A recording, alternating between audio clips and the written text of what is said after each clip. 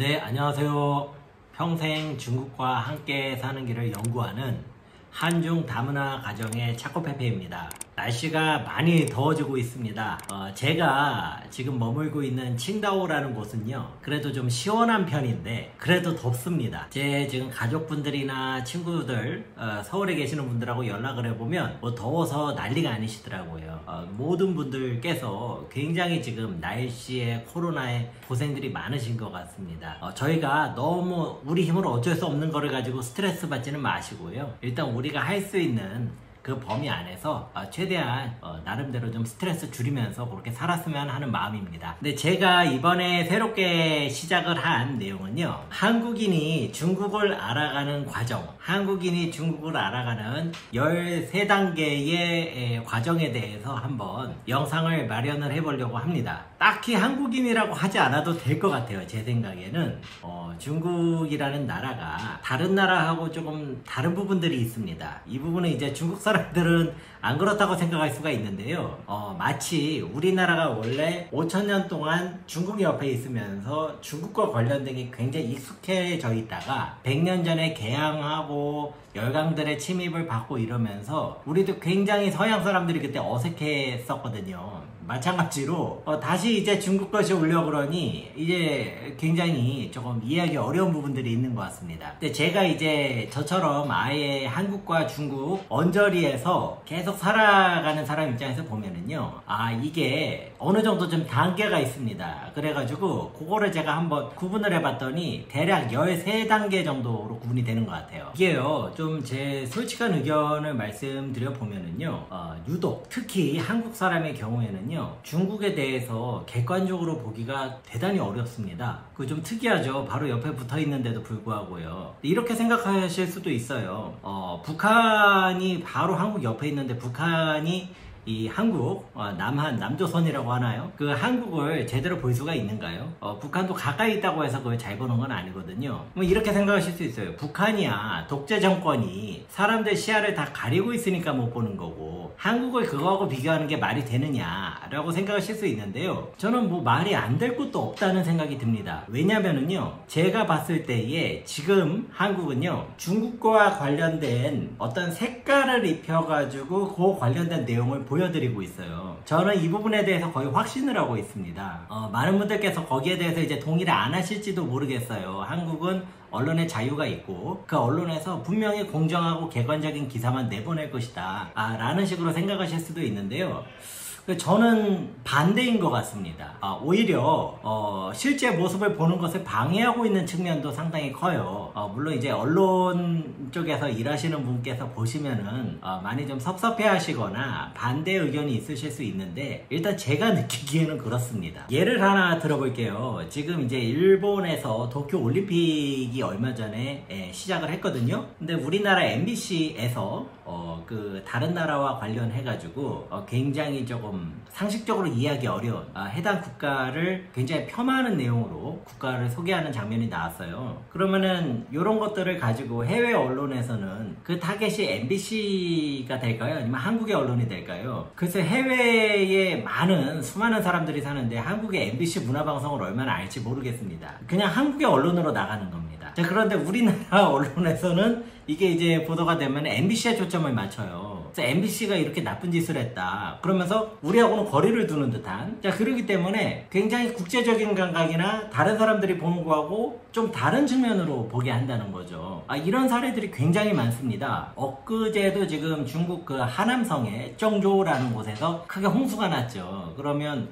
이것을 이제 정주시에서 홍수가 났다 라고 보도를 할 수 있어요. 정주시 인구가 한 1200만 명 정도 될 거예요. 그러면 중국 전체에서 작은 도시는 아니지만, 그렇다고 정조에서 홍수가 났다고 중국이 다 홍수가 난 건 아니거든요. 근데 이제 뭐 아주 가관입니다. 이게 이제 중국은 이렇게 지금 난리가 났다, 이런 식의 보도들도 나오는 것 같아요. 그래서 오히려 바로 중국 옆에 있지만 중국을 바라보기에 훨씬 더 불리한 입장에 있다, 이런 사실을 먼저 전달 드리겠습니다. 자, 그러면 제 나름대로 만들어본 한국인이 중국을 알아가는 13단계, 이 13단계에 대해서 하나씩 먼저 한번 알려드릴게요.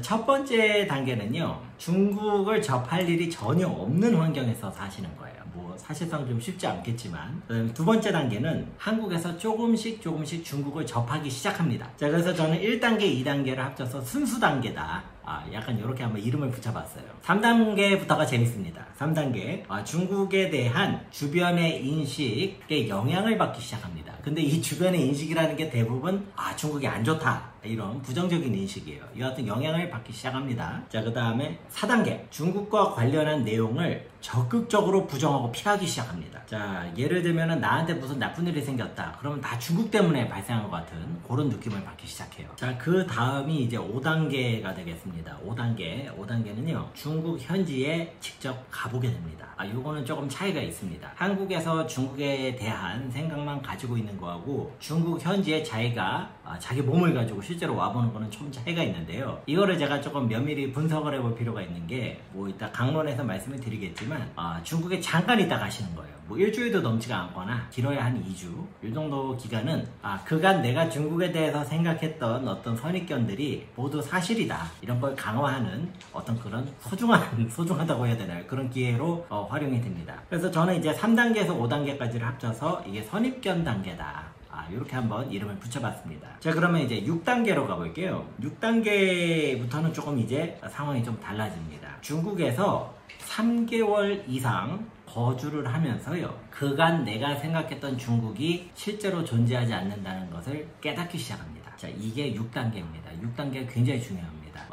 여전히 중국이 이해가 안 가는 거는 마찬가지다.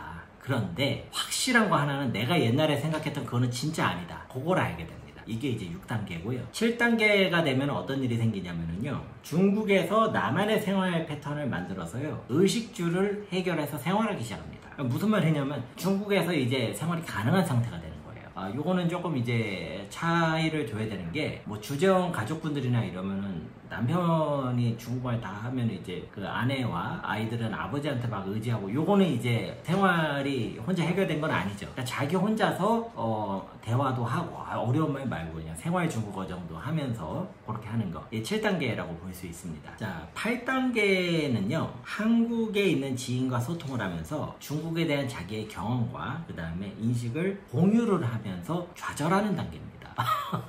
요 단계가 되면 한국에서 너 이제 중국화 됐다, 너 이제 세뇌가 된 거야, 뭐 이런 식으로 전혀 자기 말을 듣지 않으려고 하고, 나는 분명히 한국도 보이고 중국도 보이기 시작하는데 한국에 있는 애들이 잘못 생각하는 게 내가 봤을 때 확실한 것 같은데 말을 해도 뭐 전혀 듣질 않습니다. 이게 바로 8단계가 되겠습니다. 자, 그래서 이 6단계에서부터 8단계까지를 저는 어떤 변화 단계다, 이렇게 한번 이름을 붙여봤습니다. 자, 그럼 이어서요, 9단계를 한번 알아볼게요. 9단계부터는요, 조금 이제 근육이 붙기 시작합니다. 중국 사회에서 나만의 경험을 쌓아가면서 성공 경험이 늘어가기 시작하는 단계입니다. 뭐냐면 중국에서 내가 뭔가 의미 있는 성과들이 나오기 시작을 합니다. 이게 9단계입니다. 요거를 경험하지 않은 분들이 의외로 많으세요. 그냥 중국에서 이제 뭐 공부만 하고 가셨다든지 이러면 이제 9단계라고 보기는 좀 어렵고요. 이 9단계는 자기가 중국에서 뭘 했는데, 그것이 뭐 사업이 됐든 아니면 뭐 다른 영역이 됐든 간에 어떤 결과물이 나오는 단계입니다.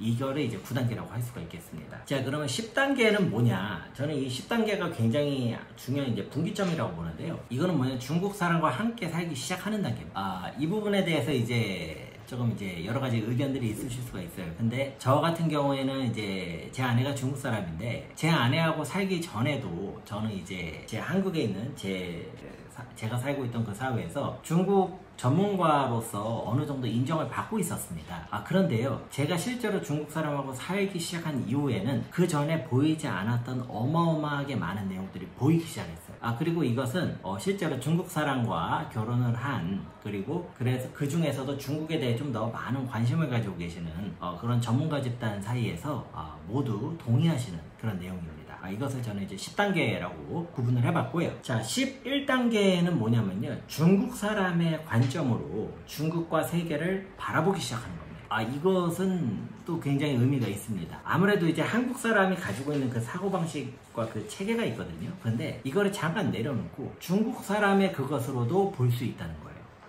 여기서 주의하실 게, 한국 사람의 그것을 포기하고 중국으로 갈아탄다는 게 아니고 두 가지를 같이 보기 시작한다는 겁니다. 자, 이것을 저는 11단계라고 봤습니다. 자, 12단계가 참 의미가 있습니다. 12단계가 뭐냐면 중국이라는 곳이 대단히 복잡하고 이해하기 어려운 사회라는 것을 깨닫고 절망하는 단계입니다. 그러니까 이제 통상 이 정도가 되시면 중국에 대해서 굉장히 오랫동안 많은 경험을 하신 이후에 중국 정말 모르겠다. 중국 도대체 뭐냐? 이런 말씀을 하시는 단계가 저는 12단계인 것 같아요. 너무 많이 아시다 보니까 이게 하나로 개념화되기가 어렵다는 것을 이제 느끼시는 거죠. 자, 그렇다면 이제 마지막 13단계는 뭘까요? 이 13단계는 중국 사회에 대해서 다양한 사람들과 교류를 하면서 퍼즐을 맞춰 나가는 단계. 12단계하고 뭐가 다르냐? 12단계는 절망을 했는데 내 주변에 같이 중국에 대해서 연구하는 집단이 없는 거예요. 13단계는 같이 연구하는 집단, 이거는 이제 중국 사람들의 가능성이 큽니다. 같이 계속 연구를 하면서 도대체 중국이 지금 어떤 상태고 중국 사람들은 지금 무슨 생각을 하는 거고 이거에 대해서 계속 알아가면서 살아가는 상태입니다. 그래서 이것이 이제 제가 봤던 13단계라고 보고요. 이 중국 사회라는 게 예를 들어서 변화가 너무 빠릅니다. 그리고 중국 사람들조차도 자기네가 지금 어디로 가는지 굉장히 혼란스러워하고 있어요.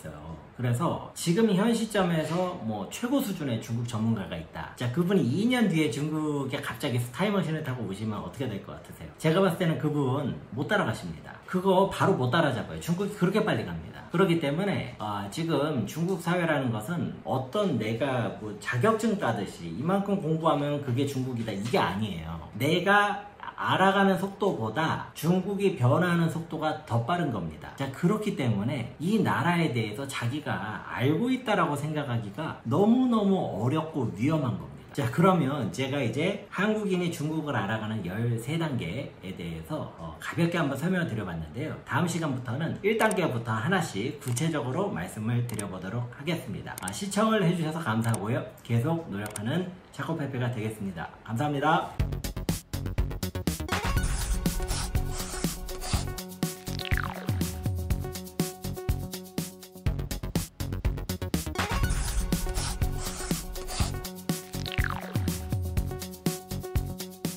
안녕하세요. 중국에 대해 평생 알아가고 있는 한중 다문화 가정의 차코베베입니다. 날씨가 정말 덥네요.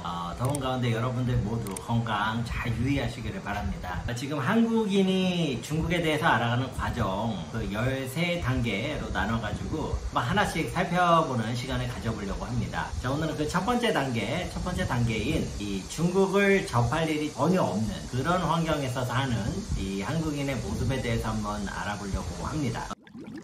일단 이제 우리나라가 1992년도에 지금의 중국, 그러니까 중화인민공화국과 국교를 수립을 하게 됩니다. 그 전까지는 우리가 중국이라고 안 불렀어요. 그때 뭐라고 불렀는지 혹시 아시나요? 아시는 분들은 조금 연배가 있는 분들이신데 그때는 우리가 중공이라고 불렀습니다. 중국 공산당의 약자죠. 중공이라고 부르고요. 그럼 이제 중국이라는 말을 어디다 썼냐면 예전에는 이제 자유중국이라는 말이 있었어요. 그게 어디냐면은 지금의 이제 타이완, 대만을 그렇게 불렀었습니다. 그때 이제 냉전 시대의 영향이 있었기 때문에 지금하고 많이 달랐던 거죠. 자, 이렇게 중공이라고 부르던 그 시절에는요, 우리가 공산당, 공산주의 이런 것과 조금이라도 발음이 비슷하거나 느낌이 비슷하면 사회적으로 굉장히 두려워하고 잡아가는 분위기였어요. 우리나라 사회. 그것을 이제 반공교육이라고 했는데요. 이런 것들이 너무 심하다 보니까 중공, 그러니까 중국과 관련된 거는 일단 듣는 순간 피하는 그런 정서가 형성이 돼버렸습니다. 제가 이제 중국과 관련된 일을 저는 이제 전공으로 하고 이거를 지금 현업에서도 하고 있잖아요. 그런데 제가 이렇게 살펴보면 1975년에서 76년생 요때 이전에 태어나신 한국분들은요, 이 중국에 대해서 이해를 하시는 정도가 굉장히 양극화가 심해요. 그러니까 굉장히 소수의 분들은 중국에 대해서 그때도 굉장히 잘 이해를 하시고 박자감각을 알고 계셨어요. 그런데 극소수였습니다. 절대다수의 분들은 이제 뭐 관심도 없고 중국 뭐 공산당 아니야 이러면서 굉장히 이제 공산주의 세력화 하는 시각이 강하셨죠. 그러다 보니까 이제 중국에 대해 접하기는 뭘 접하겠어요. 접할 일이 없는 거예요. 그러니까 이제 그것이 1990년대 이전까지의 모습이라면요, 그 이후에는 조금씩 상황이 변합니다. 지금 우리나라 대한민국의 가장 큰 수출 교역국이 중국이에요. 그 얘기는 중국을 통해서 한국 GDP의 한 4분의 1이 생겨나고 있다는 얘기요. 그렇기 때문에 내가 중국을 전혀 모르겠다, 중국하고 접촉하지 않겠다 라고 아무리 결심을 해도 그게 불가능한 시대입니다. 이제 대표적인 사례가 초등학생들 이제 교육에서 보이는 것 같은데요.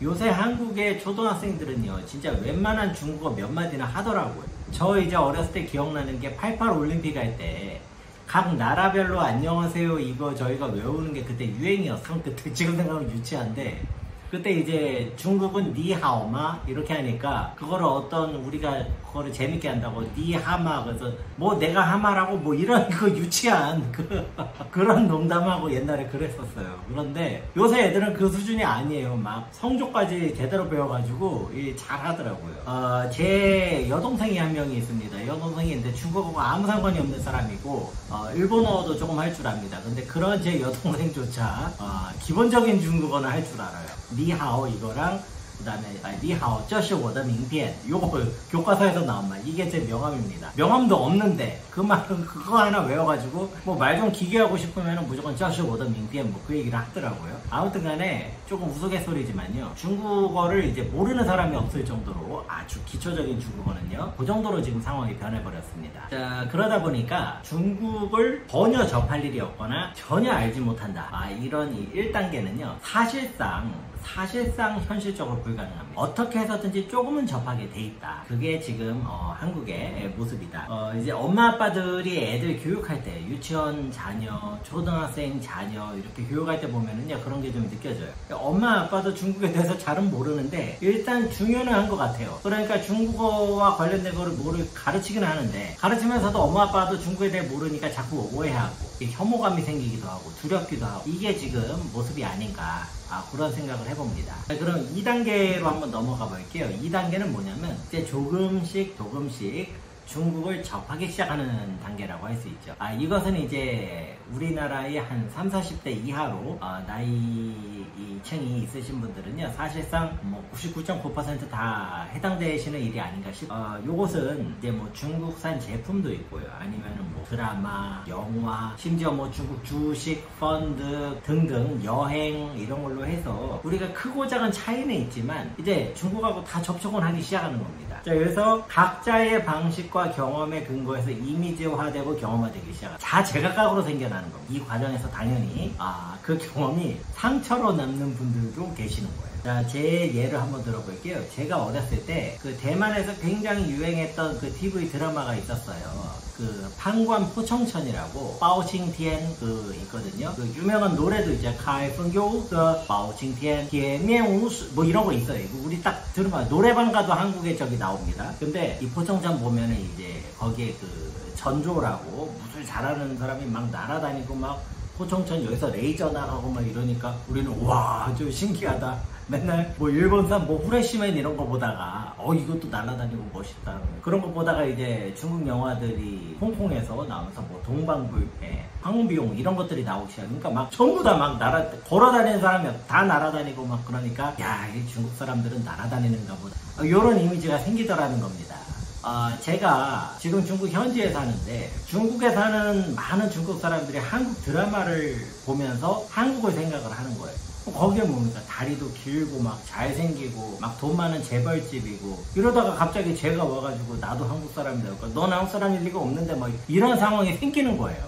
이게 뭐냐면은 우리가 실제로 가보고 접하지 않으니까 드라마나 영화에 의존을 하잖아요. 그러면서 제각기 자기 마음대로 생각을 해버리는 겁니다. 그 단계에서 조금 더 나아가면은요, 이제 한국에 있을 적에 한국에서 중국집이라고 불러요. 관즈 중국집이라고 부르는데, 거기 가면은 홀서빙 하시는 분들이 이제 화교분들이 하시는데 화샹이라고 써 있어요. 화교분들 하시는데 가면은 꼭 주문을 하면은 그거를 주방에다 전달할 때 중국말로 크게 외치세요. 이게 사실 중국 음식점들의 어떤 그 서비스 중에 하나인데요. 듣는 것이 참 즐거워요.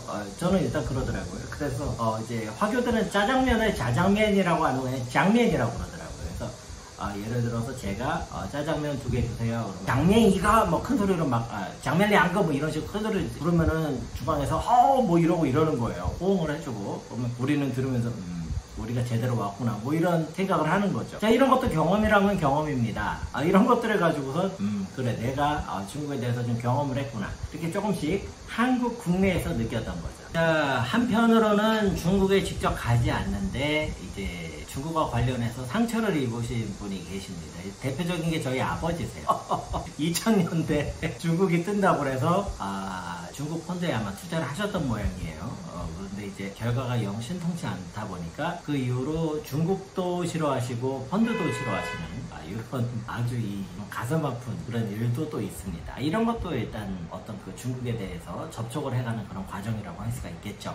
그 다음에 이제 조금 더 중국과 가까이 가는 단계로 한번 말씀을 드려볼게요. 조금 더 나아가 본다면 제가 아는 어느 그 한국인 동생이 있는데 결혼하기 전에 자기가 혼자서 세계 곳곳을 여행을 했다 이겁니다. 그러다가 내가 중국 상하이를 한번 가보자. 그래서 상하이에 혼자 여행하러 갔는데 그때 자기가 어찌어찌 그때 이제 지폐를 쓰던 때였어요. 2000년대 중반에. 근데 어떻게 근데 자기가 돈을 거슬러 받았는데 그 돈이 아마 가짜 돈이었던 것 같아요. 그래가지고 자기가 그 거슬러 받은 돈을 다른 데 내니까 거기서 다 이거는 가짜 돈이니까 안 받는다 이랬던 모양입니다. 이 친구가 화가 난 거예요. 그때 한국에서는 가짜 지폐를 갖다가 하는 문화는 없거든요. 안 좋은 문화죠, 굉장히. 그러다 보니까 이 친구가 중국에 대해서 화가 난 거예요. 어떻게 외국인한테 이렇게 속이면서 가짜 지폐를 주느냐. 그건 잘못된 거죠, 정말로.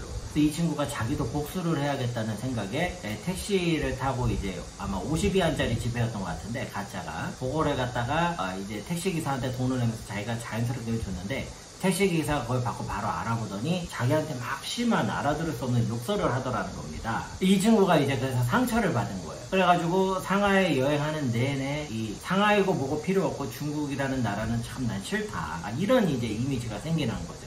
이런 사례도 있습니다. 그 외에는 또 다른 이야기를 해보면은 이것도 2000년대 중반에 있었던 건데 어떤 또 다른 한국인 동생이에요. 이 친구는 상하이의 부단다슈에라는 곳에서 이제 공부를 하고 졸업을 합니다. 졸업을 하니까 그 과정에서 자기 이제 중국인 친구들이 생기겠죠.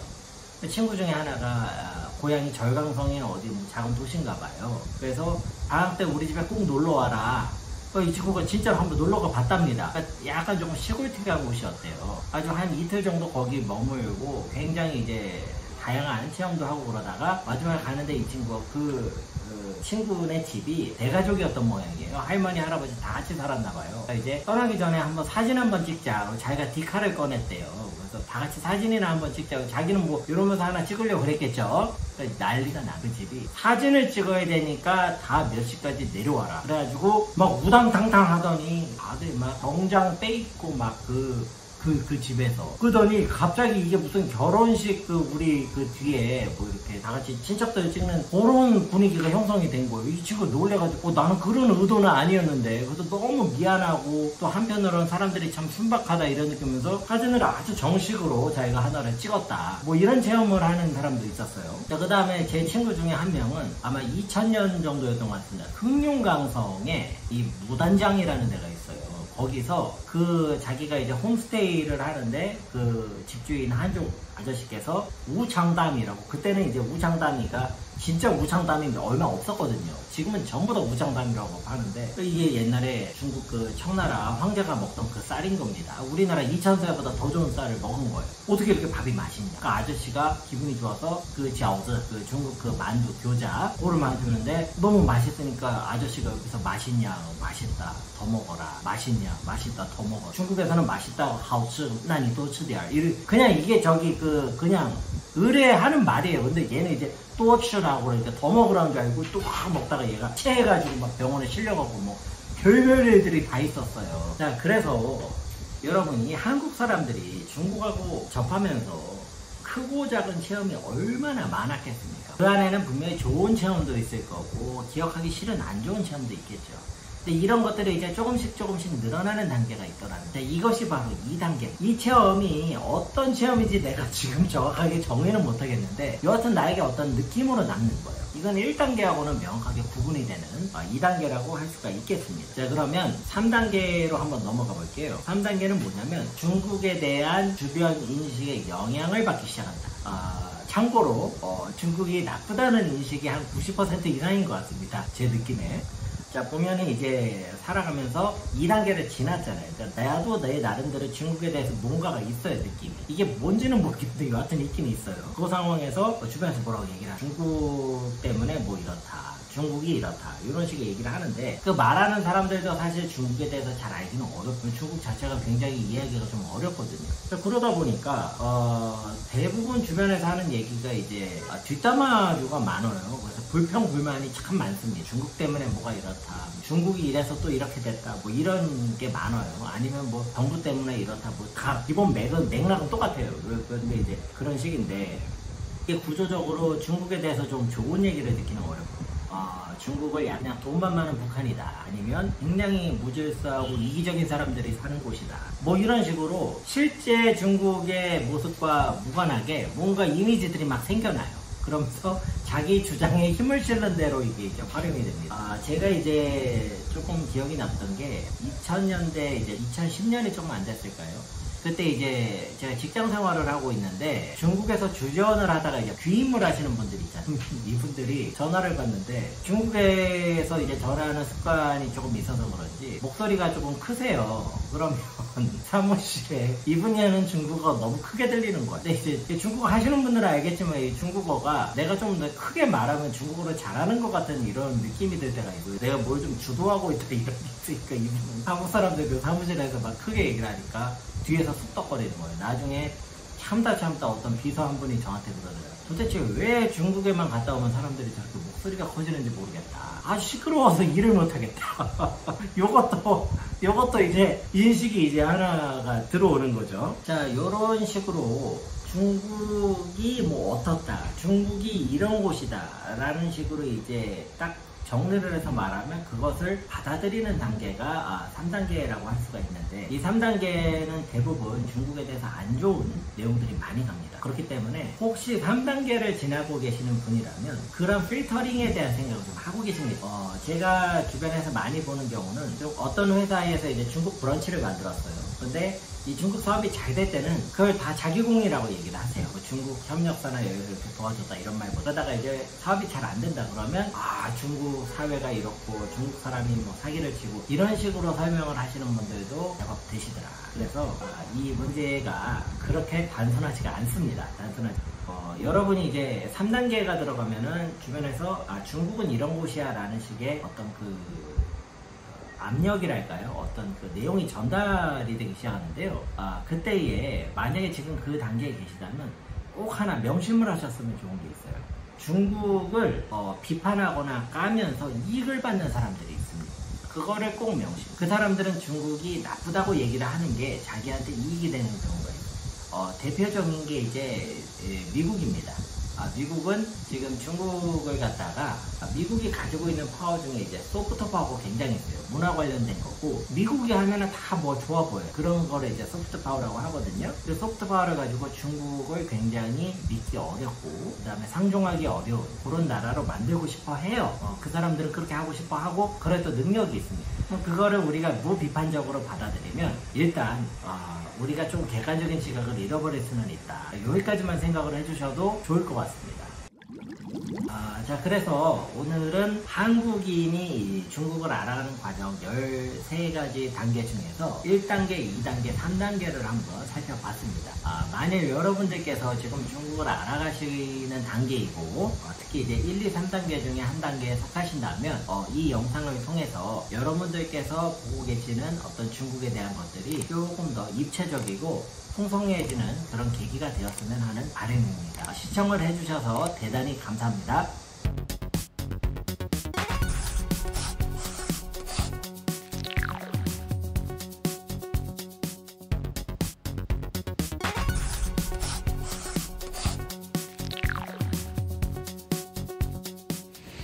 안녕하세요. 중국과 함께 사는 길을 평생 연구하고 있는 한중 다문화 가정의 차코페페입니다. 지금 이제 여름 휴가철을 맞이했는데요. 뭐 한국과 마찬가지로 중국도 지금 코로나 델타 바이러스가 지금 굉장히 확장이 되면서 저희 가족도 지금 휴가 계획이 완전히 취소가 돼 버렸습니다. 그래서 집 근처 제 칭다오 있는데요. 집 근처에 해수욕장에 아들 데리고 와서 지금 시간을 보내면서 짬을 내서 한번 영상을 찍고 있습니다. 네, 한국인이 중국을 알아가는 13가지 단계에 대해서 여러분들과 나누고 있습니다. 오늘은 그 네 번째 단계인 중국과 관련된 내용을 적극적으로 부정하면서 피하는 그런 내용에 대해서 한번 설명을 드려보려고 합니다. 제 생각에는 이게 지금 한국에서 가장 비중이 높은 그 단계가 아닌가 싶습니다. 평소에 이미 중국에 대해서 안 좋은 이야기를 굉장히 많이 들은 거예요. 그래가지고 누가 이제 중국과 관련된 안 좋은 얘기를 하려고 그러면 마음에 일단 준비가 돼 있습니다. 뉴스나 어디에서 글쎄 중국이 그러면 벌써 같이 마음에서 욕할 준비가 이미 돼 있어요. 그렇지, 이놈들 또 뭐 했구나, 또 니놈들이구나, 하여튼 니네들 때문에 되는 게 없다, 이런 식으로 마음의 준비를 이미 다 하고 있다가 거기서 나오는 정보를 듣고선 거기에 맞춰서 같이 맞장구를 치면서 화를 내는 그런 형태가 아닌가 싶습니다. 이제 가장 대표적인 사례가 굉장히 많죠. 이건 굉장히 많습니다.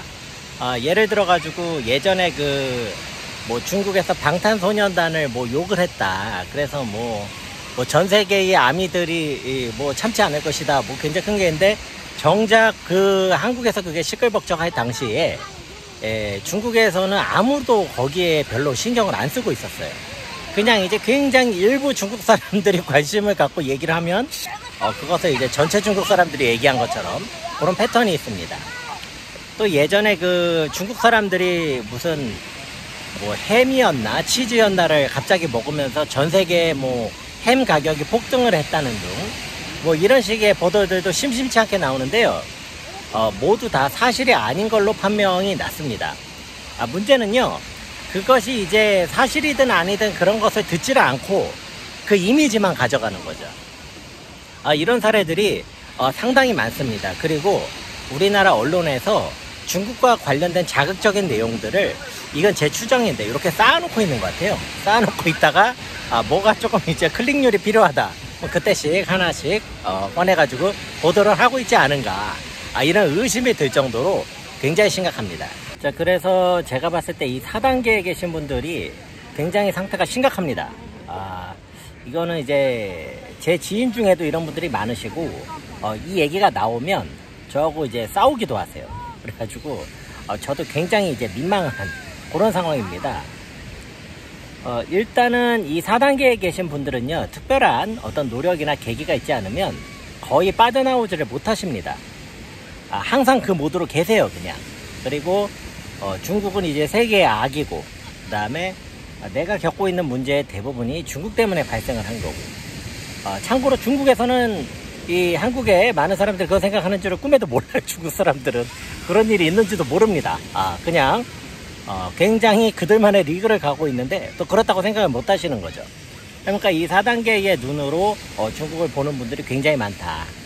여기에는 이제 그 방공 색채를 가지고선 중국을 바라보는 분들도 상당히 많이 계세요. 이제 그분들은 특징이 중국이라고 얘기를 하지만 내용은 이제 북한입니다. 그래서 이제 중국하고 북한은 완전히 다르거든요. 그런데 그 내용이 거기에 이제 포함이 되는 그런 양상도 보여주고 있습니다. 네, 지금 4단계에 대해서 말씀을 드리고 있는데요. 제가 한번 화면을 돌려볼게요. 네, 보시면은 여기가 이제 제가 살고 있는 칭다오라는 곳인데요. 칭다오의 여러 개 해수욕장 중에 조금 작고 조금 사람들한테 안 알려져 있는 그런 데를 제가 온 겁니다. 보시면은 갑자기 이제 단계별로 얘기하다가 왜 풍경이 나오느냐, 보시면은 느끼시겠지만 굉장히 아름답고 쾌적합니다. 그 다음에 사람들도 굉장히 질서를 잘 지키고요. 이게 제가 지금 중국에서 실제로 살면서 전체적으로 느끼는 거예요. 물론 이제 한국처럼 굉장히 다른 사람에게 약간 과다할 정도로 이렇게 신경을 쓰거나 그런 게 없는 문화도 있고요. 저 개인적으로는 그런 문화가 참 좋더라고요. 그런데 문제는 이제 이런 식의 중국 관련된 내용은 아무리 얘기해도 이 4단계에 계신 분들은 안 들으세요. 그거는 중국이 아닌데 뭐 이제 본인들께서 이미 생각하시는 게 있기 때문에 이제 제가 이 차코페페라는 채널을 운영하는 이유도 그런 좀 오해를 줄여보려는 목적도 있는 건데요.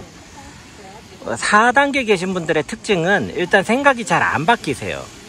그 다음에 여기에 계신 분들 중에서는 중국에서 좀 오랫동안 거주를 해보신 경험이 없는 분들이 많으십니다.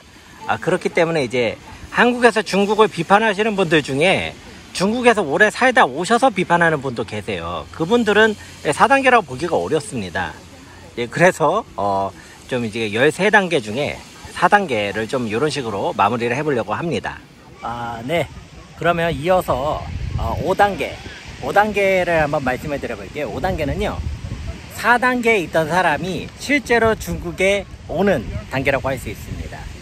물론 같은 4단계라고 하더라도 사람에 따라서 중국에 대해서 굉장히 안 좋은 이미지를 갖고 있기도 하지만 또 어떤 분들은 좀 긴가민가 할 수도 있어요. 좀 안 좋기는 하지만 걱정은 좀 되지만 또 어떻게든 되겠지 뭐 이런 식의 생각을 하시면서 중국으로 오시는 거죠. 뭐 이제 5단계가 시작이 되려면은요 적어도 중국에서 뭐 2주 3주 이 정도 가지고는 5단계라고 하기는 어렵고요. 뭐 한 2달 이상, 한 달 이상 요 정도 좀 거주를 하시고 나면 조금씩 이제 5단계로 변하기 시작을 하십니다.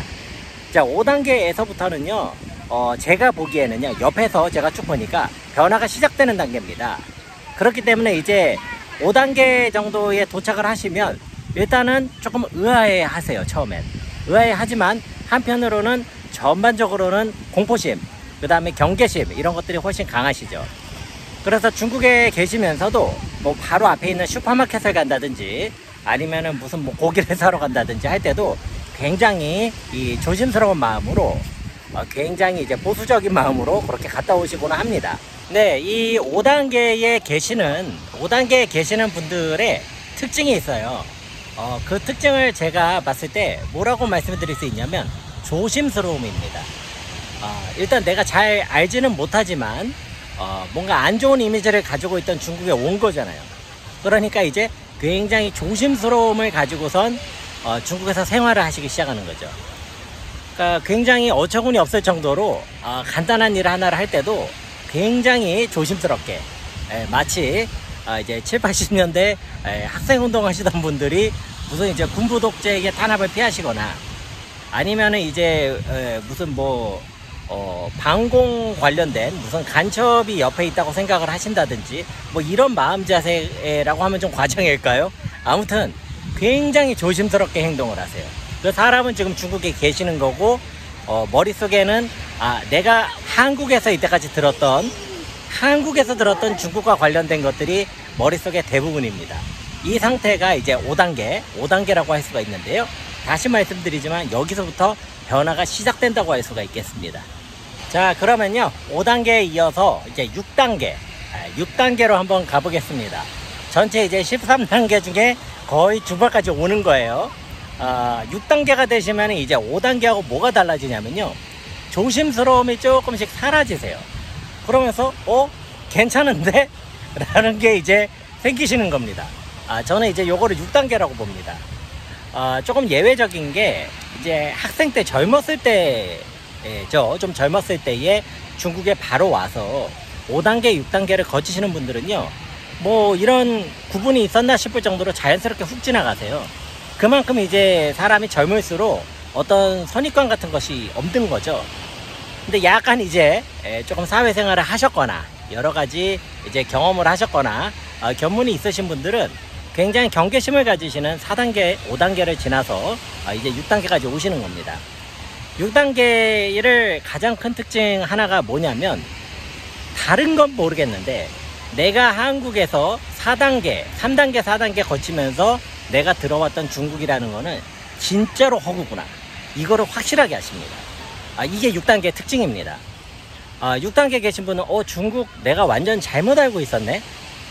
그 다음에 내가 한국에서 내 주변에 중국에 대해 말하던 사람들이 말한 게 정말 아니네. 그 사람들 전혀 딴소리 하고 있었네, 이런 걸 아시는 거예요. 그런데 6단계라고 해도 중국이 어떤지는 몰라요, 여전히. 왜냐면 중국은 중국 사람도 어떤지 모를 정도로 너무 복잡하고 빨리 변하거든요. 근데 이제 6단계에 오신 분들은 적어도 한국에서 얘기하던 그것이 이게 상당히 이제 소설이구나, 그 다음에 이런 식으로 보는 게 굉장히 특이한 시각이었구나, 이게 정말 말도 안 되는 시각이었구나, 이거를 알아가시는 단계가 6단계다. 제가 이렇게 한번 구분을 해보겠습니다. 네, 6단계와 관련을 해서 제가 이제 절대 실명을 밝힐 수는 없지만 제 주변에 굉장히 이제 본인 스스로도 이제 어이없어 하세요. 이런 분이 한 분 계시는데 제가 모르겠어요. 어렸을 때는 굉장히 저처럼 굉장히 이제 그 방공교육 세대이신 것 같아요. 그런데 처음에 중국에 와서 이분이 이제 위챗, 알리페이 이런 거가 중국은 이게 없으면 거의 생활이 안 되거든요. 근데 이제 그거를 안 쓰려고 끝까지 이제 거부하셨던 분입니다. 대단한 분이에요. 그거를 이제 했다가 이제 중국 공산당에서 자기의 모든 것을 감청하거나 뭐 이렇게 할 수가 있다. 그래서 자기의 보안을 지키기 위해서 이제 끝까지 이제 하시다가 나중에 이제 슈퍼마켓 아줌마들이 막 화내고 이래요. 왜 자꾸 현금 들고 다녀서 나를 힘들게 하냐, 뭐 이러니까 자기도 이제 지치시는 거예요. 이제 빨리 계산해야 되고 막 정신 없으니까 그냥 하시다 보니까 이제 하나둘 하다 보니까 이게 아무 문제가 없는 거예요. 이게 문제도 없고 편리하고 또 쓰다 보면 가끔씩 무슨 할인권 쿠폰 같은 것도 나와요. 그러면 그것도 이제 사용하면 굉장히 요긴하거든요. 그 막 모으어가지고 막 더 추가 보너스도 받고 이러면 막 그런 거 좋아하는 분들은 미쳐요, 그런 거. 그래가지고 이제는 뭐 매니아가 되셨어요, 지금은. 뭐 쓰시고. 이건 조금 더 오래전 얘기인데 그 예전에 이제 2000년대 초반에 우리가 이제 여러분 기억하시는지 모르는데 DVD라는 게 있었거든요. 그 CD처럼 생긴 동그란 건데 이거 요새 젊은 친구들 모를 텐데 이거. 그 DVD라고 있었어요. 그러면 그때 이제 당시에 제가 중국에 오면은 유명한 영화들을 한국에서 DVD로 사면 10,000원, 20,000원 거래거든요, 한 판에. 중국에서 뭐 8원, 10원, 너무 좋은 거 한 12원 뭐 이 정도 했어요. 거의 뭐 10분의 1 가격이죠. 그러니까 뭐 정신없이 사다가 모으고 막 그때 DVD 모으는 그 케이스도 막 서로 자랑하고 이제 그런 시대가 있었거든요. 그런데 그때 당시에 이제 분위기가 어땠냐면 이제 서구권에서 중국이 지적재산권 보호를 안 한다고 이제 뭐 마이크로소프트라든지 이런 데서 굉장히 맹공을 퍼붓던 때였어요. 그런데 되게 웃겼던 게 나중에 중국에서 이거를 도대체 어떤 놈들이 이렇게 DVD를 사대나 봤더니 정작 중국 사람들은 돈도 없어서, 그때는 돈도 없어서 DVD도 못 사요. 그냥 화질 안 좋아도 CD로 보면 된다고 3, 4원, 5원짜리 CD 사면 내용만 보면 된다 이거예요. 뭐 화질까지 필요 없다. 그거 제일 많이 산 게 중국에서 유학을 하던 이제 서구권 유학생들이었습니다. 자기들이 DVD도 제일 많이 사놓고. 그러니까 이제 이런 게 조금 있어요, 중국이. 이제 있다 보면은 막 비판을 하던 사람들이 나중에 그거를 막 더 열심히 하고 있고 뭐 이런 경우들을 되게 많이 보게 되는데 제가 뭐 그게 좋다, 당연스럽다 이런 말씀을 드리는 게 아니고 그런 일들이 좀 비일비재하더라, 이런 취지로 말씀을 드려봤습니다. 자, 그러면 오늘은 이제 4단계, 5단계, 6단계까지 한번 3단계의 내용을 여러분들과 한번 공유를 드려봤습니다. 지금 제가 지금 이게 뭐 하고 있는 짓인지 모르겠어요. 지금 원래 이제 가족들 피서 계획 짰다가 델타 그 변이 바이러스 때문에 지금 다 취소돼 가지고 그냥 제 살고 있는 칭다원에서 왔다 갔다 하다가 지금 아들 데리고 둘이 왔는데 또 혼자 뭐 카메라 들고 지금 이러고 있습니다. 약간 조금 짜임새라든지 이런 게 부족할 수는 있는데요. 그래도 뭐 제가 이렇게 약간 그 라이브한 느낌을 좀 전달을 해드리는 게 또 차코페페의 좀 색깔인 것 같기도 해요. 그 다음에 이제 굉장히 저도 이제 구독자분들 중에 조금 팬심을 가진 분들이 놀랍게도 저도 지금 나타나고 있습니다. 근데 그런 분들 하시는 말씀이 나는 차코페페는 그거는 듣기만 하면 된다. 그러니까 뭐 시각적인 거는 전혀 쳐다도 안 본다. 뭐 볼 것도 없고 그 다음에 뭐 기대도 안 한다 라고 해주셔서 이게 지금 칭찬인가 뭔가 아무튼 근데 뭐 그런 내용들을 제가 참고를 하고 있습니다. 그러다 보니까 약간 조금 생으로다가 그렇게 가더라도 바로바로 이렇게 찍어서 공유를 드리고 있습니다. 여하튼 이번에 한국인이 중국을 알아가는 13가지 단계, 4단계, 5단계, 6단계에 대해서 한번 여러분들과 이야기를 나눠봤습니다. 시청을 해주셔서 늘 감사하고요. 계속 노력하는 차코페페가 되겠습니다. 감사합니다.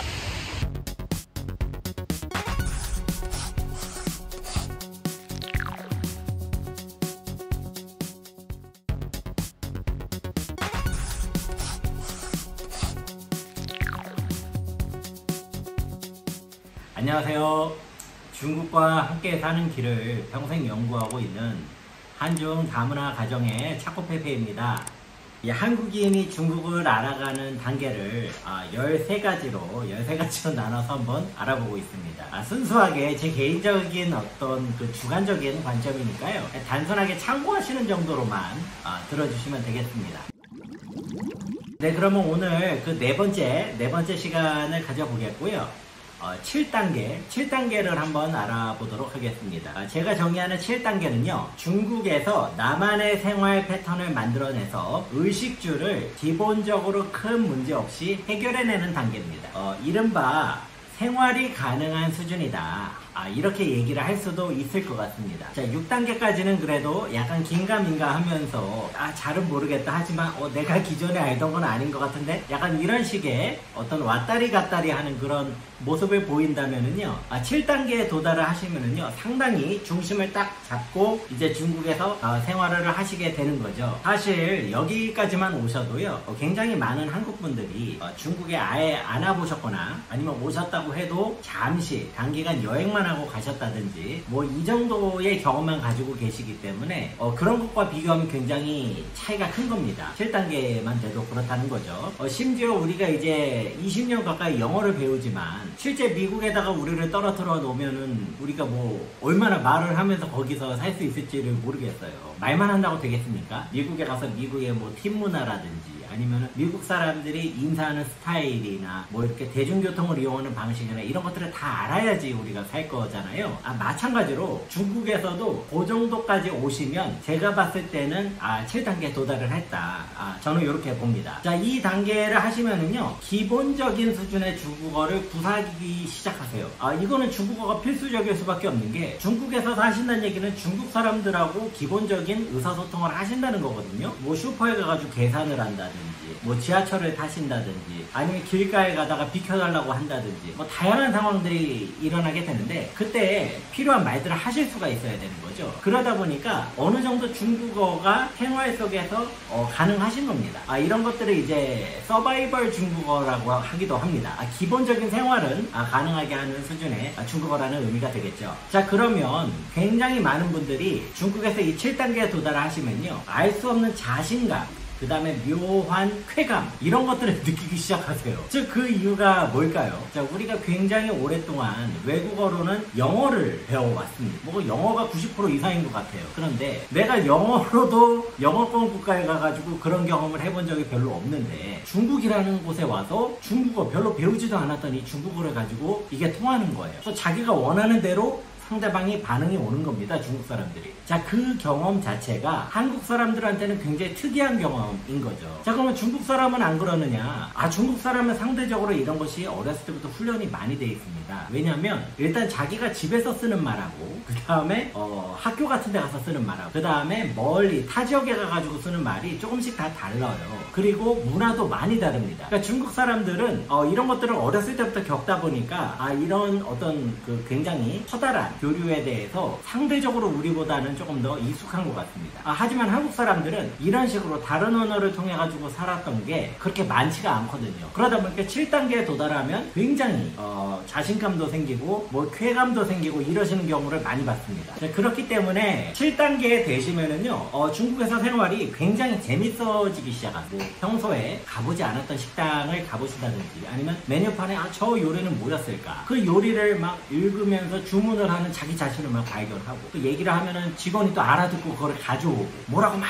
설명하는데 그거는 모르겠고, 하지만 뭔가 내가 해냈구나. 또 이런 것들을 자기 가족이나 아니면 뭐 출장 오는 회사 사람들 앞에서 했다면 그 뿌듯함이라는 게 이제 엄청난 거죠. 자, 이제 항상 모든 일이 그렇듯이 좋기만 하지는 않습니다. 이때에 어떤 그 쾌감과 자신감이 강해지다 보면 조금 이것이 지나친 경우가 발생을 하는데요. 예를 들어서 중국어도 하지 못하면서 무슨 중국 생활을 했다고 하느냐 라는 식의 발언을 하는 분들이 계세요. 한국 사람 중에 제가 봤을 때에는 7단계에 계신 분들이 굉장히 많이 하시는 발언입니다. 혹시나 그런 말을 자주 하셨던 분이 이 얘기를 들으셨다가 좀 속상하셨으면 제가 죄송하고요. 7단계도 좀 대단한 수준이라고 생각하거든요. 이 중국어라는 게 이게 배우면 배울수록 어렵습니다. 정말로 한도 끝도 없고, 왜 화교 출신인 싱가포르 초대 소상 리콴유라는 분도 내가 평생 중국어를 썼지만 도대체 뭐가 중국어 표준어인지 모르겠다 라고 할 정도로 이 중국어라는 것이 굉장히 가면 갈수록 어렵거든요. 근데 이 7단계에 계신 분들한테는요, 중국어가 막 자신감이 넘칩니다. 이때는 무슨 말이든 다 할 수 있을 것 같고, 뭐 일단 말만 전달되면 된다 이런 식으로 접근하시기 때문에 굉장히 이제 용감한 행동들도 많이 하시고는 해요. 자, 이 단계가 저는 이제 7단계라고 보고요. 지금 뭐 중국에 계시든 아니면 다시 한국으로 돌아가셨든 뭐 제3국에 계시든지 간에 내가 중국을 좀 어느 정도 알고 있다 라고 생각하시는 분들이 사실상 머물러 계시는 단계가 저는 이 7단계인 경우를 좀 많이 봤습니다. 본인들 생각에는 이제 자기가 훨씬 더 단계가 높다고 생각하실 수가 있는데요. 제가 봤을 때는 정말로 아쉽게도 7단계에 머물러 있는 경우다 이런 생각들이 좀 많이 들었습니다. 자, 그러면 8단계로 한번 넘어가 보겠습니다. 이 8단계는요, 한국에 있는 지인들과 소통을 하면서 중국에 대한 자기 경험과 인식을 공유를 하는데 좌절을 하는 단계입니다. 좌절을 한다는 게 중요합니다. 이 8단계는요, 어떤 분들은 겪으시기도 하고 어떤 분들은 안 겪으시기도 하세요. 왜냐면 이제 이 8단계의 의미는 뭐냐면 내가 7단계까지 오면 굉장히 자신감이 생기시거든요. 근데 그 상황에서 한국에서 아직 중국을 잘 모르는 사람들하고 얘기할 때 어떤 벽이 생긴다는 거를 느끼는 게 이제 8단계의 의미입니다. 근데 아예 한국에 계신 분들하고 전혀 이제 교류를 하실 기회가 없으시다, 이런 분들은 8단계를 느끼지 못한 채로 그냥 가시는 거예요. 요런 어떤 이 중간 정류장 같은 느낌이라고나 할까요? 자, 그러면 이 사람이라는 게 이런 것 같아요. 좀 자랑하는 심리일 수도 있고, 아니면 좋은 걸 좀 나누자라는 걸 수도 있고요. 그래서 자기가 중국에서 느꼈던 것들이 너무 새롭고 이게 재밌고 희한하다 뭐 이런 것들이 있는 거예요. 그러니까 그 얘기를 하고 싶게 마련입니다. 그러면 그런 것들을 이제 한국에 있는 사람들하고 교류를 하기 시작을 하죠. 자, 그런데 이 사람이 어디나다 그런데 누가 뭘 알려주면 그래 그런가 보다 하는 사람이 있는 반면, 어떤 사람들은 그 뭔 말도 안 되는 소리야, 너 인마 너 지금 잘못 알고 있어, 이런 식으로 강하게 반발을 하시는 분들도 계시게 마련입니다. 당연히 이 후자에 계신 분들을 만나게 되면 굉장히 당황하게 되는 거죠. 저 친구는 중국에 가본 적도 없고 따로 뭘 배운 것도 없고 왜 쟤는 뭘 근거로 나보다 자기가 더 잘 알고 있다고 생각하는 거지? 뭐 별별 생각이 다 드는데, 여하튼 중요한 거는 말이 안 통해요. 말이 안 통합니다. 그리고 기존에 나하고 굉장히 말이 잘 통했던 사람인데 굉장히 거대한 장벽이 발생을 하는구나, 뭐 이런 것들을 느껴요. 제가 꼭 말씀을 드리고 싶은 건, 한국 사람들, 여기서 말하는 한국 사람은 좀 일반적으로 중국하고 접할 기회가 없는 분들, 이런 분들하고 얘기를 하면서 이런 장벽을 느끼지 못했다. 자, 그러면 어쩌면은 8단계까지 아직 도달을 못하셨을 수가 있습니다. 그러니까 그런 부분들도 한번 체크를 해보세요. 일단 중국에 대해서 뭘 얘기를 하면은 자꾸 중국 공산당으로 저쪽에서 이제 받아들여. 나는 중국 공산당 얘기가 아니고 그냥 중국이다. 그래도 너는 지금 중국 공산당에게 세뇌를 당했다.